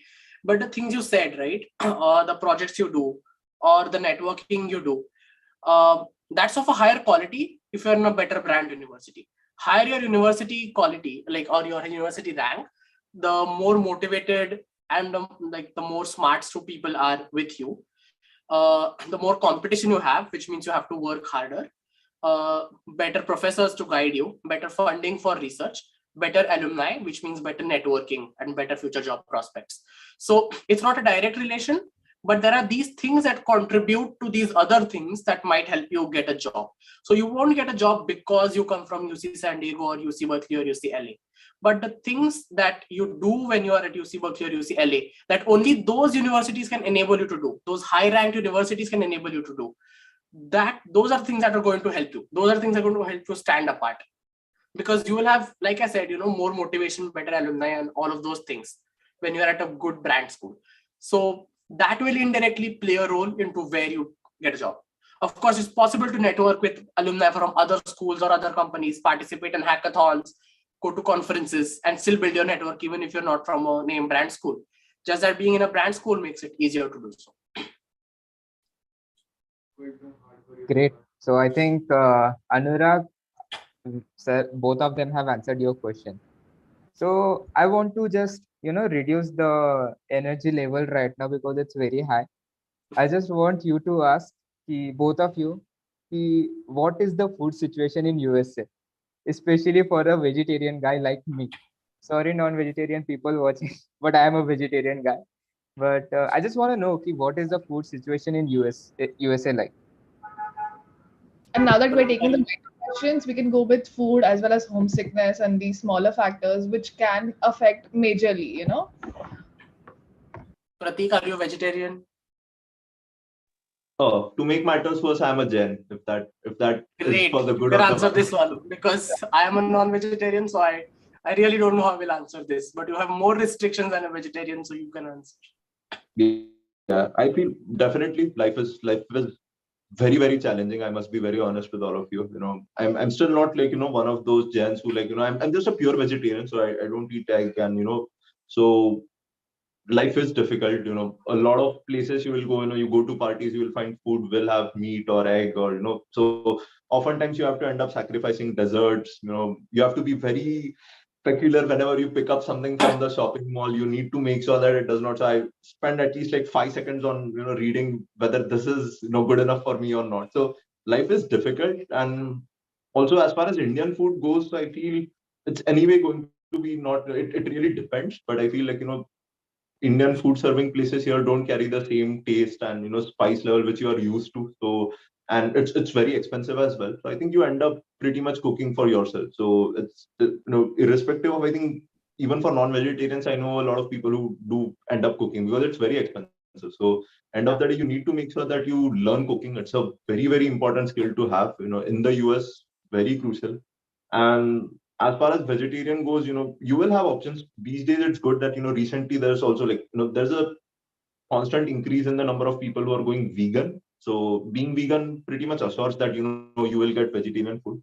Might be slightly expensive, but yeah, there are definitely vegan options coming up. So every once in a while, you have that, retreat to go after. And to answer about homesickness, I feel, this is a heads up I think I should give. It's not mandatory, but I feel, try to build that habit that you are at least used to staying away from home. You may not have necessarily had to stay away from your home, but I feel getting that experience for the first time in a country as far as US, compared to India, it can be sometimes, it can take a very huge toll on you if you are not used to it. Because I know many students who have felt that sudden homesickness, and it's so depressing and so stressful in a way because they have never experienced this in their lives. They have stayed for their entire life with their family, especially if you are a part of joint families. You have that very strong bond, and coming here you have like these 10 different challenges thrown on you. Apart from it, now you don't have your family with you.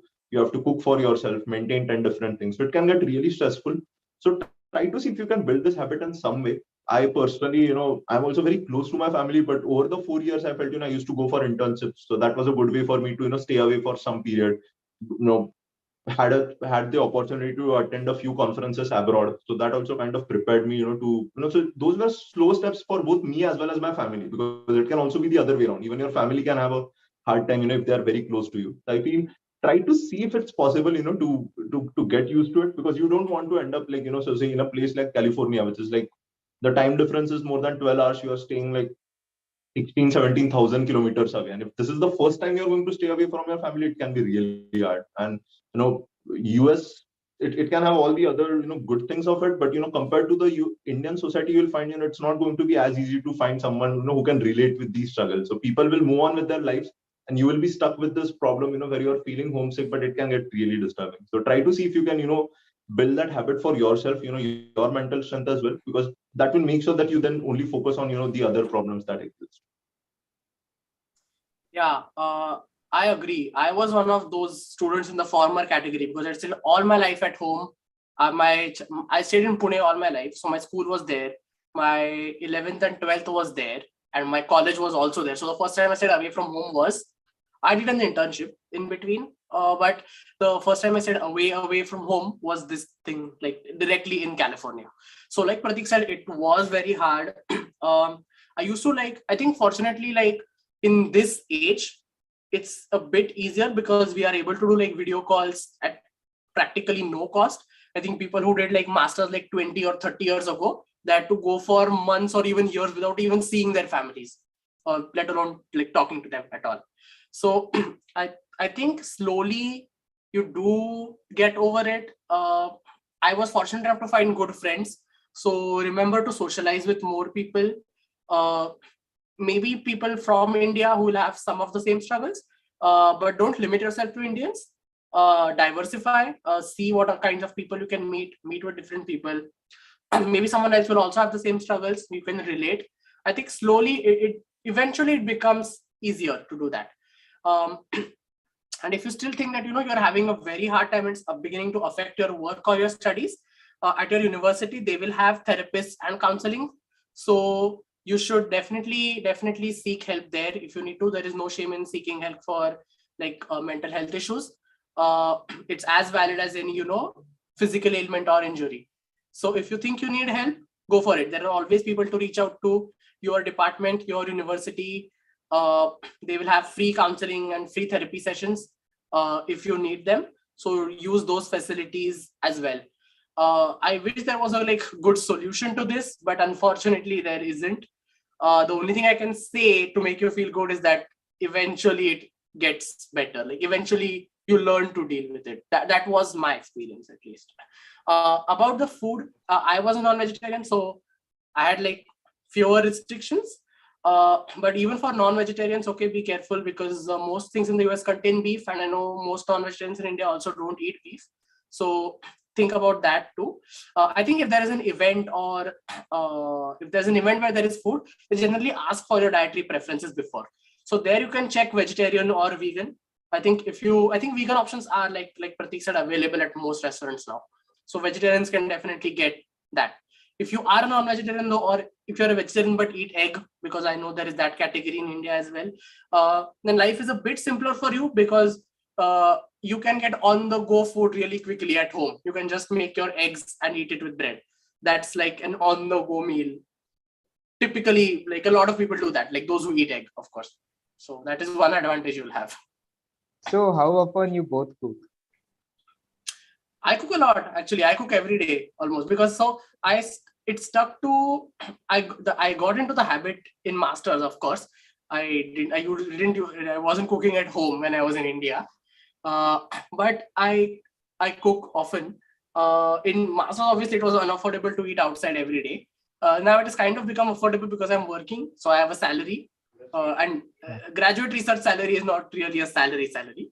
So now I have a real salary, so I can. But I just got comfortable. My wife also likes to cook, so we both are cooking alternate days. Wow. And he does about... not like to appreciate his own self, but yeah, I'll encourage all of you to check out his profile. He cooks really well. He's just saying that he cooks really well. So he's a damn good cook. Yeah, I can tell you that for sure.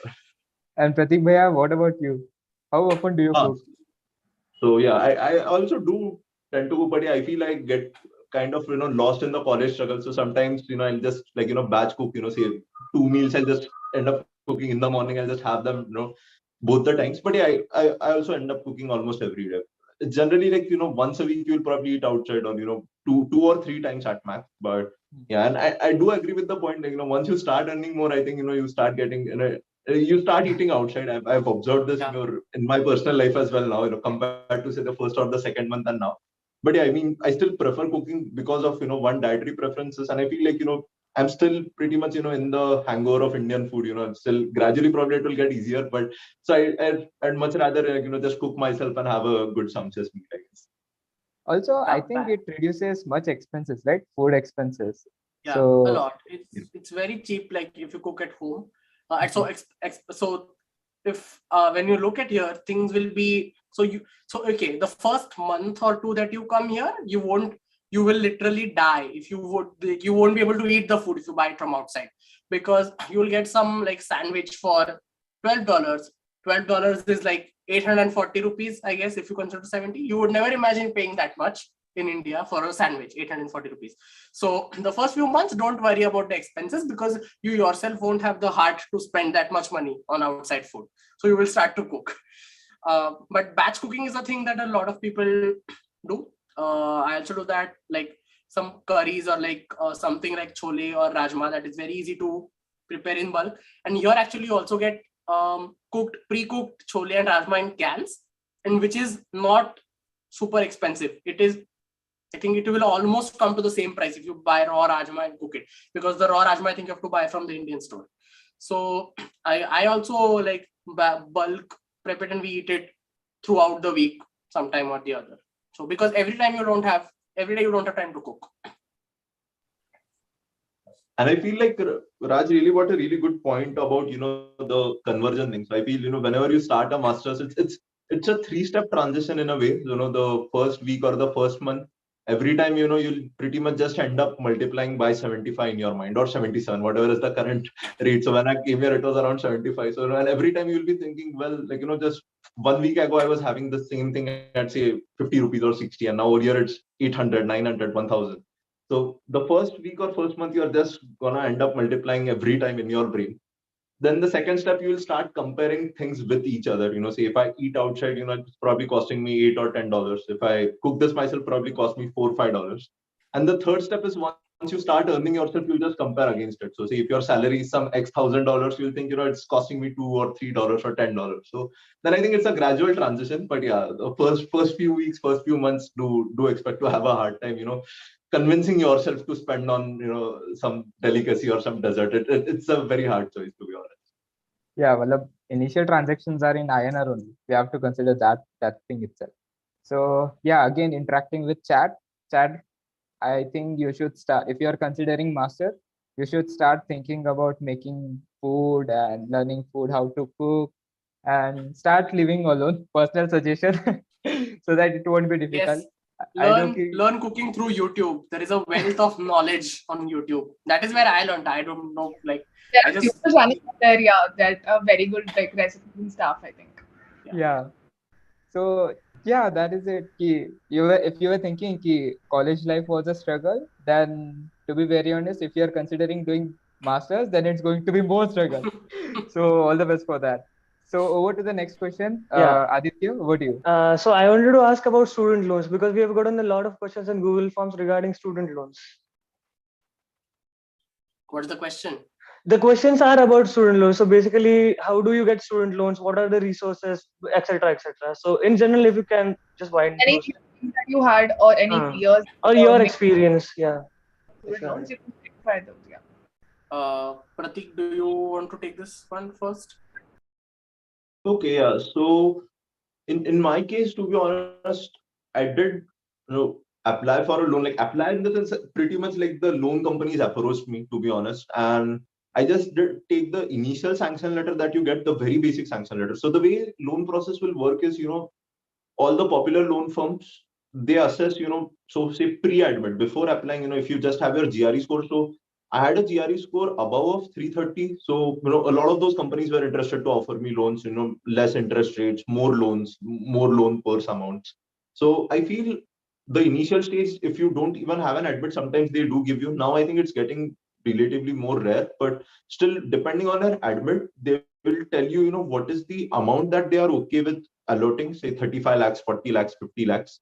And the interest rates also are, they are quite often negotiable. So you can actually negotiate the interest rate. So they'll provide you with this information, and they can provide you with a sanction letter. So getting that initial sanction letter is not going to charge you anything. After you get that sanction letter, if you decide to process it ahead, there will be an initial processing fee, which is also often quite significant. So it will be say 0.1% of your total loan amount, or it could be some particular fixed number of amount, but it will be something in 5 figures generally. So 40,000, 50,000, depending on that. After which, then it's once you have that process, so then now you're open to use these particular loans. I know many people do go for them, one in the case where say, you have a legit loan requirement, a genuine loan requirement. So some students do, you have to take a loan in that case. With education loans, the benefit is that you can, even if you have an allotted purse, you are only charged interest on how much loan you end up using. So it's not like, say, if you have taken a 50 lakh loan, it's not like you will be charged or you have to repay back 50 lakhs. It will only depend on the amount you end up using. And also you don't have any early penalties. So say, even if you take a 35 lakh loan, sometimes say there is a possibility that within your first year of job you might get, earn good enough to be able to repay back 35 lakhs. So it's not like they're going to charge you an early penalty of having paid all the amounts. Loans also bring in that advantage of you get some tax deductions. I'm not sure of the exact clauses, but this is often a selling point that because you take a loan, you can claim back some taxes, and it helps you in India, I feel, as far as tax returns are concerned. With respect to interest rates, I feel generally, the higher, the better the customer service. I know this is not the best correlation, causation effect, but I've seen, with good companies, with good banks, you will find, they'll offer you really good services, but the interest rates will be high. You will get banks, who offer you loans at lower interest rates, somewhere around 8.5%, 9%. That's probably the lower side of things, 8 to 9%. Standard rates would be around 10.5, 11.5%. So that's the standard rate of interest which you can expect. Some education loans will provide you with the option where you are supposed to pay. You don't have to pay any installment till you don't complete your masters. So they are okay with just allotting the purse. Some of them do expect you to pay some installments during your masters as well. So some of them also have this concession that even after your masters, for the first 6 months, you don't have to pay an installment. So this is very selective, and this really depends on the bank and the option that you go for. With banks which offer you low interest rates, if I have to name a few over here, I'm sure then these options you will have to check what the recent rates are. But I had seen back then, State Bank of India, Bank of Baroda, these used to be a few banks which offered, and state banks, the local, we call them Sahkari banks or scheduled banks. I won't really recommend them, to be honest, but yeah, those are some banks which also offer these low interest rates. On the higher side, you also have other companies, even HDFC and even other banks, Axis, ICICI, they have their education loans as well. With those banks, higher interest rates, but really good customer service. With the other ones, you'll struggle a bit with the customer service. You cannot rely on them, so say if you need your loan amount disbursed, within the next 3 days, I won't really rely on these banks to be able to do so. So always make sure that you are prepared in advance. So these are some factors you need to consider. So try to talk to the representatives, try to see if they can connect you with someone who is, currently, taking their loan. At the end, I kind of ended up not taking a loan. So I did have that initial sanction letter, but I secured a teaching assistantship here. And, because I worked for 1 year, so I had a few savings of my own. So I had decided that if I did not get an assistantship or an opportunity, I'll take a loan. I didn't, but I do know people who are. The most common issue I've seen is that, they'll tell the bank to disburse the loan, and it takes up, it ends up taking a lot of time. So don't, customer service is going to be an issue. So make sure that you check these things properly. So I have a question next, which is regarding, did Rajbhai had an opinion on this? Did we miss that? No. I don't have anything to add here. Okay. So we'll move on to the next question, which is actually visa related. So a lot of students have this in mind that they'll probably run out visa, or you have to get your jobs done, or there are certain times when people mess around the visa things. Like I've read stories about people not taking up the right jobs or something, not fitting in the bracket, and now that we know US is really strict about the visa policies, or about the whole H1 visa and everything after your F1 visa. So anything that the student must keep in their mind about visa, like specifically about visa?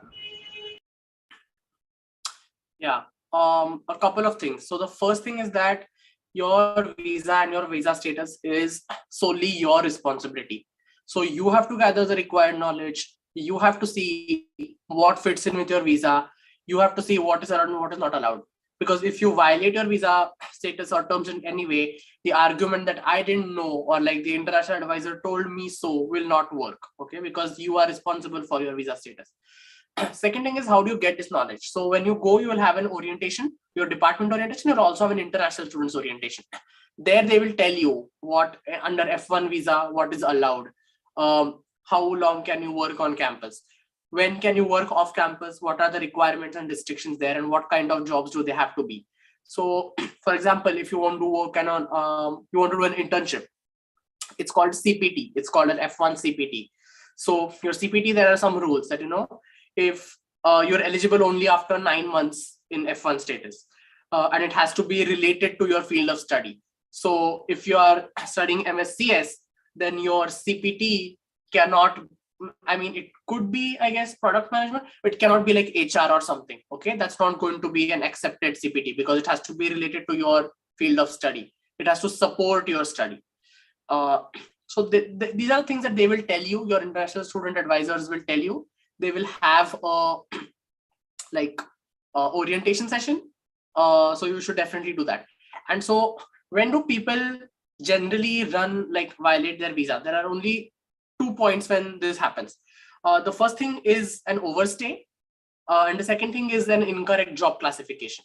So whenever you're taking a job, make sure to check with your student advisors and maybe USCIS website to see that your job is in compliance.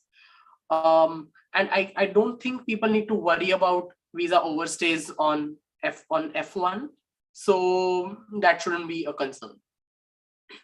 Oh, as far as H1B is concerned, yes, H1B. So once you start working for a company, or even before that, they can start applying for H1B visas for you.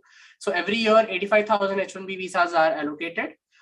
This year, just for context, this year there were 480,000, so 480,000 visa applications received. And out of that, only 85,000 applicants get picked because that is what the constitution says, that there are 85,000 H1B visas available. So yes, H1B is getting competitive day by day. You have 3 attempts at H1B after your master's. So while in the best case, you would get an H1B, like Pratik said at the very beginning, it's important to have a plan B. So also prepare in case you do not get an H1B, what you will do. Maybe you will go to Canada, you will come back. Companies, if you're working in a good company, they will generally place you outside the US. Like, for example, I know some people from Microsoft who didn't get their H1B. So Microsoft moved them to either Europe or Canada by getting wherever a work visa is easier there. So there's no key feature for H1B. So there's not even a secure job can get you an H1B. Not sure. I didn't get your question. So basically, to get your H1B, what are the key features that a person should have, or like a person's resume should have? Like you said, from Microsoft also don't get H1B. So actually, I had a perception that if a person has a secure job, then probably they'll get an H1B easier. So it's not random. It's a lottery. Oh, the 480,000 applications are submitted, and out of them, 85,000 are picked at random.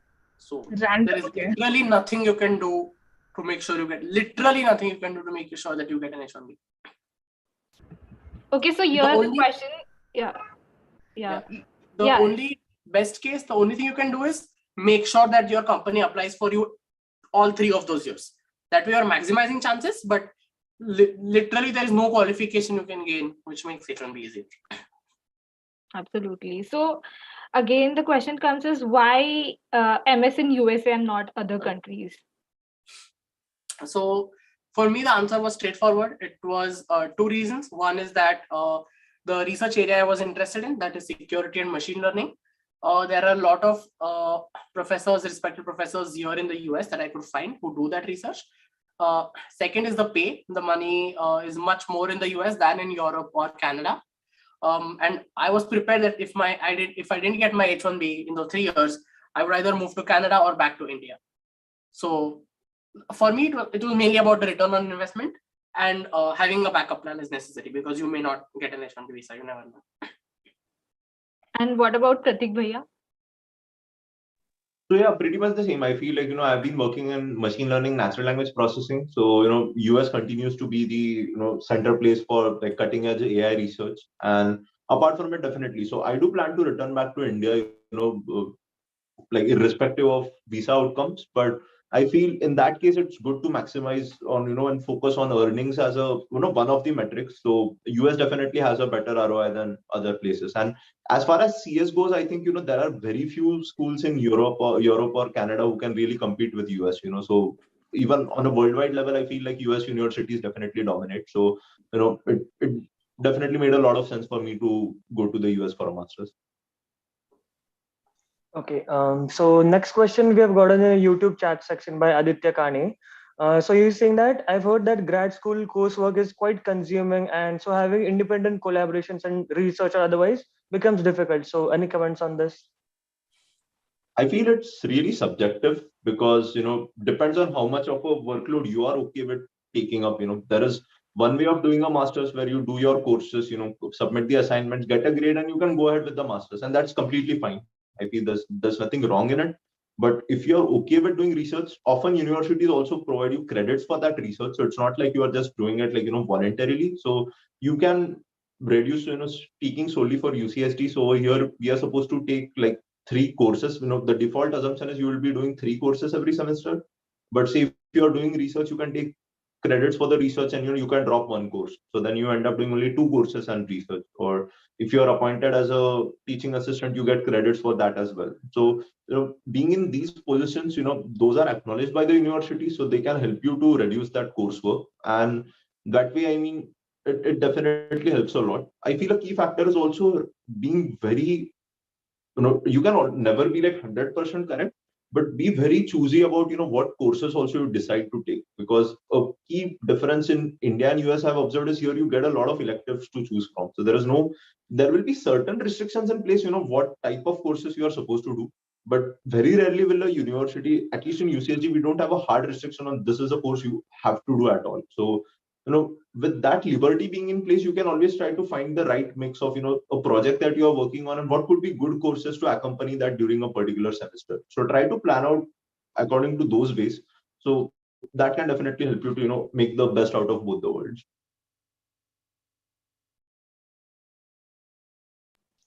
Raj?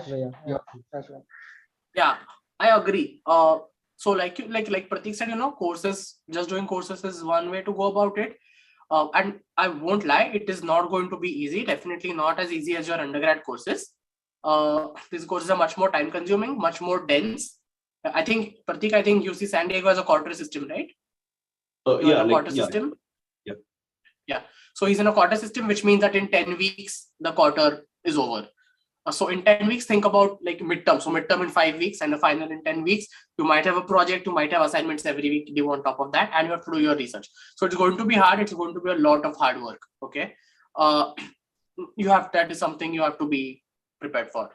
Think of it as a price to pay for the better salary and the better jobs and the better degree. Yeah.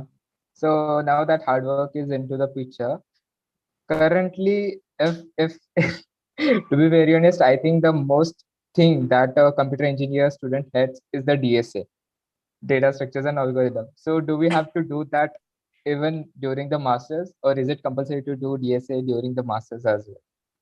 Or does DSA play a vital role while getting a placement after doing a masters? So your university will have a set of requirements of courses that you need to take.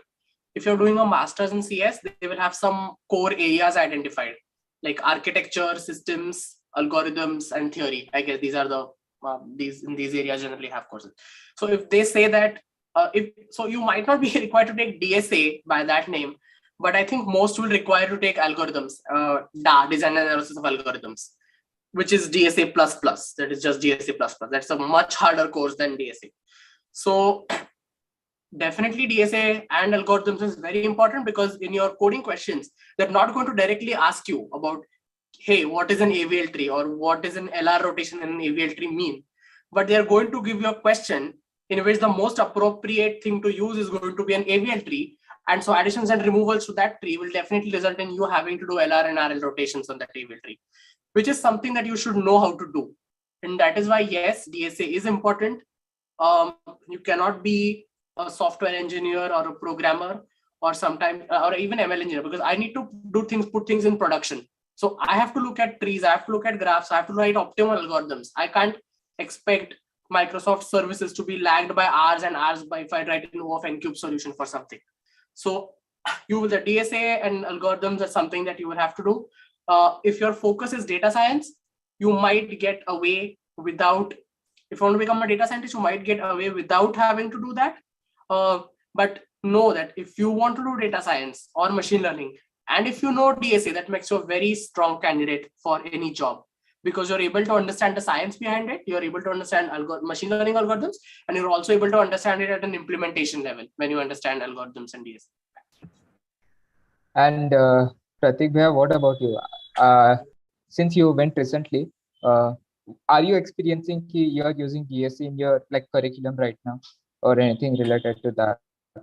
So, as Raj mentioned, I think so at UCSD, the system is you are supposed to do certain courses as a part of your breadth requirement. So in the breadth, you are supposed to do one course from systems, one from theory, one from application. So in that, you pretty much end up doing one course on, algorithms or a related domain. Then you have a few courses to take from a depth. So that is where you have a lot more liberty. You can select one of the specialization areas in which you want to do more coursework on. So that would be about the curriculum. So I do expect to pretty much do at least one, theory related or data structures course, if provided you are a part of MSCS. I can't comment on other courses, say if you have a very specific degree like data science or machine learning, might not be the case, but yeah, with MSCS, at least you will have a algorithms course for sure. And as far as job search goes, I feel as far as software development jobs are concerned, you definitely have to do data structures. There is no alternative. During the internship season, I've seen, almost every friend of mine who has applied for an SD internship or position has had to give multiple rounds which revolve around data structures. So it's a must, lead code. All of this is something which even continues over here. As far as machine learning data science jobs are concerned, so I primarily apply to machine learning and ML research positions. I've seen that you still have at least one or two rounds which revolve around data structures. So it's not going to be like, they'll directly jump into machine learning. You will have to at least show your problem solving skills. Sometimes they go in parallel with, your resume and other rounds as well. So the interviewer might, ask you a few questions about machine learning theory, but then also expect you to show something in practice. So coding is also something which you are supposed to do. And as Rajvaya mentioned, there is this, rising niche, which I see, of these positions called, they may not explicitly be titled so, but something called an MLSDE or an MLSWE, wherein basically you're doing machine learning with software engineering. So, and especially what happens is, I feel like honestly on a personal level, I feel there will not always be that huge of a requirement of, core ML research engineers. And there are a lot of PhDs and people who can look into that. But at a master's level, and people who are entering into the front, especially on the applied front, they definitely expect you to also know how to put things in production, and for that you need SD. So I mean, there is never going to be an escape from it. So yeah, do expect to have to continue data structures or lead coding even during your master's. Also, since you have pitched the idea of job, I remember our first interaction. You were talking something about job related to machine learning. So the question is for both of you, Raj bhai as well as Pratik bhaiya. The question is ki now the current scenario is, at least for an undergrad, that doing if you want to pursue anything in a machine learning field, you need some kind of an experience. So does master count as an experience to get a machine learning job, or is it again considered as a freshie after doing a master's? So can you just showcase tell your views about this thing? So in my experience, masters is a really good way to learn in depth about these subjects like machine learning. So it opened a lot of doors for people that I know, even for me, to get jobs in machine learning and data science. So you are still considered a fresher, like a university grad, but obviously you get some more money if you are from masters rather than bachelors. And if you have work experience before that, even then you are considered a university grad, but you may be considered for a higher level. So it does open doors, and it can be a good way to transition into machine learning. And Pratik bhaiya, you were talking something related to internship back then. Could you just share your views regarding that? About the PhD factor, yeah. On that factor. Yeah. Yeah, so one thing I've observed during this internship season is, during internships, quite often you end up competing with a lot of PhD students as well for these machine learning positions specifically. So you'll find that with PhDs, the programs are of, they are multi-year programs, almost 4 or 5 years of, PhD. So you'll find you're not just competing with, during for a software development internship job or, these positions, quite often you are just competing with the master's cohort, to some extent the PhD cohort, but when it comes to MLAI jobs, you'll find a lot of times internships, you are competing with like, first year, second year, third year, fourth year, fifth year PhD students in some cases. So those are going to be a lot more competitive. And that's why, you can expect it to be a lot more difficult as compared to an SD job. But with that being said, I feel it definitely helps if you are, really, if you're, as long as you're good at your stuff, I don't think it's going to make much of a difference. I do know a few companies who remain selective with it, but one thing you have to remember is like, if you're really committed to this machine learning thing, firstly, it's important to know why you're pursuing this and not just because ML is cool or, ML is the next big thing. You need to be clear about why really you are pursuing ML and how good you are at it. Because, just being good at coding models out is not going to help you. They are going to test your theory. They are going to test your understanding of things, how much ahead can you go just from, the basic concepts. And these are places where often, you will expect a PhD to outperform you, and that's why they prefer PhDs. But if you're good at it, definitely there are opportunities. So it's going to be difficult. I know I've personally felt so that, during, at least I've just gone through the internship season as of now, but I felt it was relatively more difficult to get an ML internship, ML research, or an ML intern as compared to a SD intern. I don't have a numbers to back it, but anecdotally, that's what the observation has been. Just because I feel simply it comes down to a lesser competitive pool, and people being from your same batch and same experience, there's a better possibility. And this is why, again, I've also observed a lot of students now switching, who were previously ML aspirants, ML enthusiasts, ending up in SD jobs, sometimes willingly, sometimes unwillingly, because end of the day, you also have that thing looping, hanging over your head that you are supposed to get a job or an internship. So if you aren't able to make it through, you will still start applying for SD jobs as well. So I know a lot of people who also end up doing this simply because, to be really honest, the requirement of for SD engineers is way too high as compared to the requirement for an ML engineer. The proportion is not going to be the same. So you will expect a lot more openings for internships as well as jobs for SDs as compared to ML engineers. So we'll move forward to this one question I have before we end the session, which is personally a lot of people which are in the US right now do talk about this extreme weather conditions, or like Indian students should prefer like which probably before going to the US you all should figure it out which geographical area do you want to prefer more or something like that. So do you have any suggestions about that, like Indian students should because of the extreme weather conditions mainly? Yeah, I don't think that should be top of anyone's mind when thinking about where to go.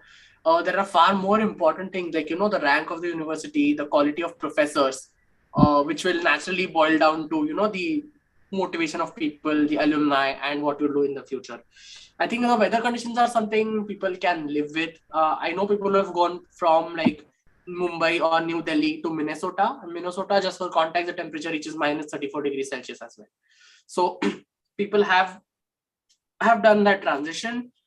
Yeah, you will feel cold at the beginning, but I'm sure there are ways to get over it. Fortunately, I was in California, so I was in the place with probably the best weather.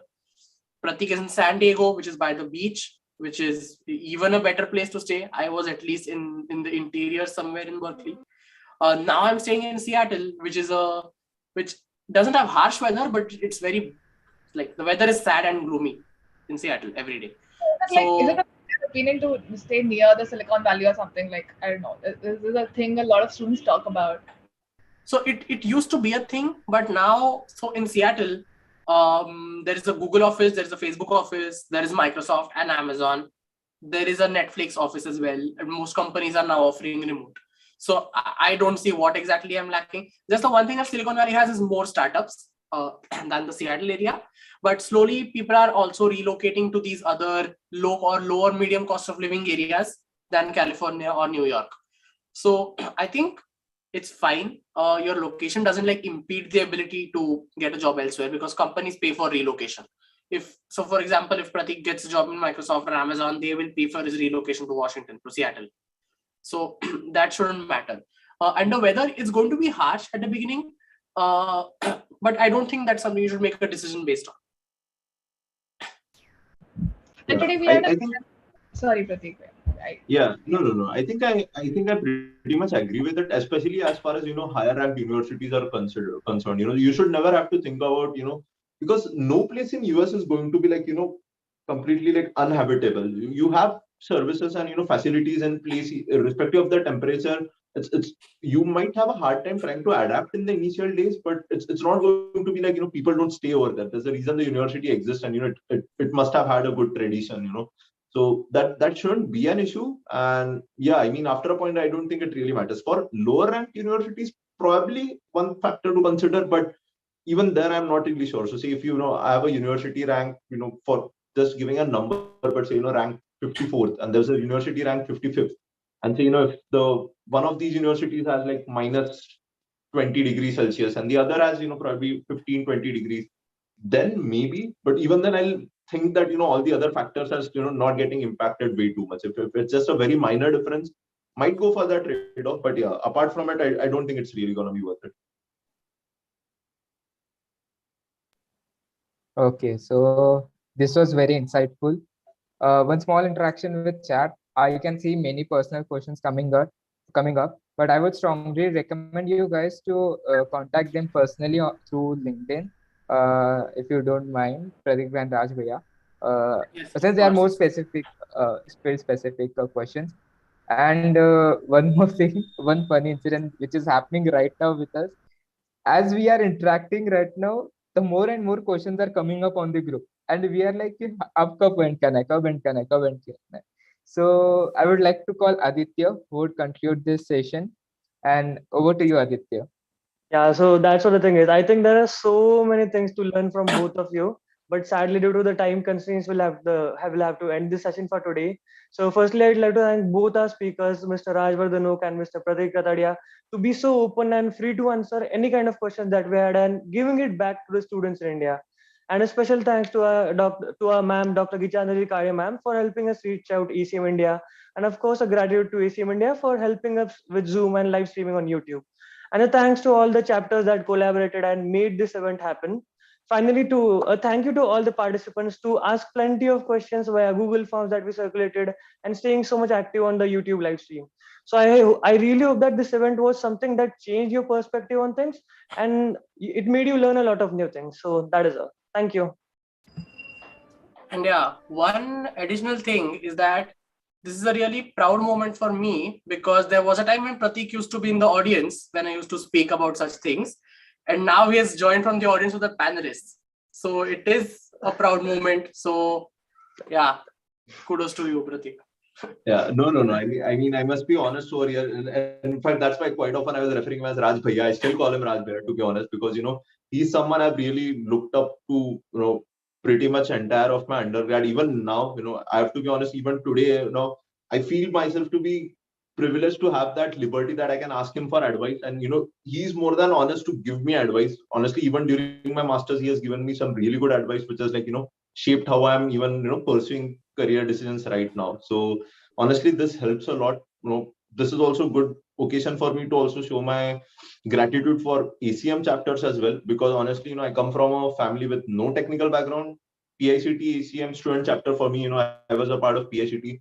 This is what provided me with the platform. This was the platform which connected me with, Raj Bhaiya. So to be honest, this is how I got introduced to him. And these events are ways for us to learn and to be able to bridge that gap. And I hope that today's session was, one such way for us to help the next batch of people to, to really be able to shape up their careers and, join us here at good universities. Absolutely. Like many of the chat people you will meet in your universities for sure. Yeah, Mrinalini. Yeah, before we end, I just want both of y'all to know that PICT has a lot of respect and love for both of y'all, because I'm from RIT, but I've seen PICT's love and respect to y'all because we had a lot of messages like we have to take care of both of y'all. So I just want to say that there are a lot of people looking up to y'all and a lot of people that like want to follow all of us, just like Raj Bhaiya's, like we all look up to Raj Bhaiya, even Pratik Bhaiya look up to Raj Bhaiya. So it's like a hierarchy for us. But at the same time, I just want to point out very evidently that you have a lot of respect and love from PIC. Awesome. Nice to hear. Yeah. Not only PICT, it's from now each and every yeah. club. Yeah, collaboration. But I've PICT and RIT and all of the other chapters, even DY Patil Pune. So all of the Yeah. chapters Yeah. been staying. And I really appreciate this effort, to be honest, because that also helps, you all also to get access to this kind of information. You will be having your own set of alumnus who also helps you. So down the line, I'm hoping for more such collaboration events where, next time onwards, I hope we even also get to hear from a few students from RAIT and, SNDT. These are the kinds of collaborations which can really help us to, come together, because, once you enter grad school, you're just considered an Indian student. There's no PICT, there's no SNDT, SRM, nothing. You're a grad student. So let's try to make sure that, we can get in more students and, make sure that no one misses out just because they don't have that mentorship or that knowledge. So yeah, that's the main goal. Yeah, definitely. Many chat people will meet you in your universities, in UC Berkeley, UC San Diego. Yes. All And I right hope then. we meet you all. That's a Yes. Yeah. that's a bigger goal for me, at least. Yeah. For now, your LinkedIn is going to be spammed. Yes. No worries. All right, guys. So I hope you enjoyed today's session. We will be meeting soon at 4:30. We have Anshul Bhaiya, who is going to talk about MTech in India. So yeah, that's it. So further, like, enjoy your day, man. It's a good start. Now you are going to have a perfect evening too. So that's it. Thank you. Have a nice day, everyone. Thank you, everyone. Thank you. everyone.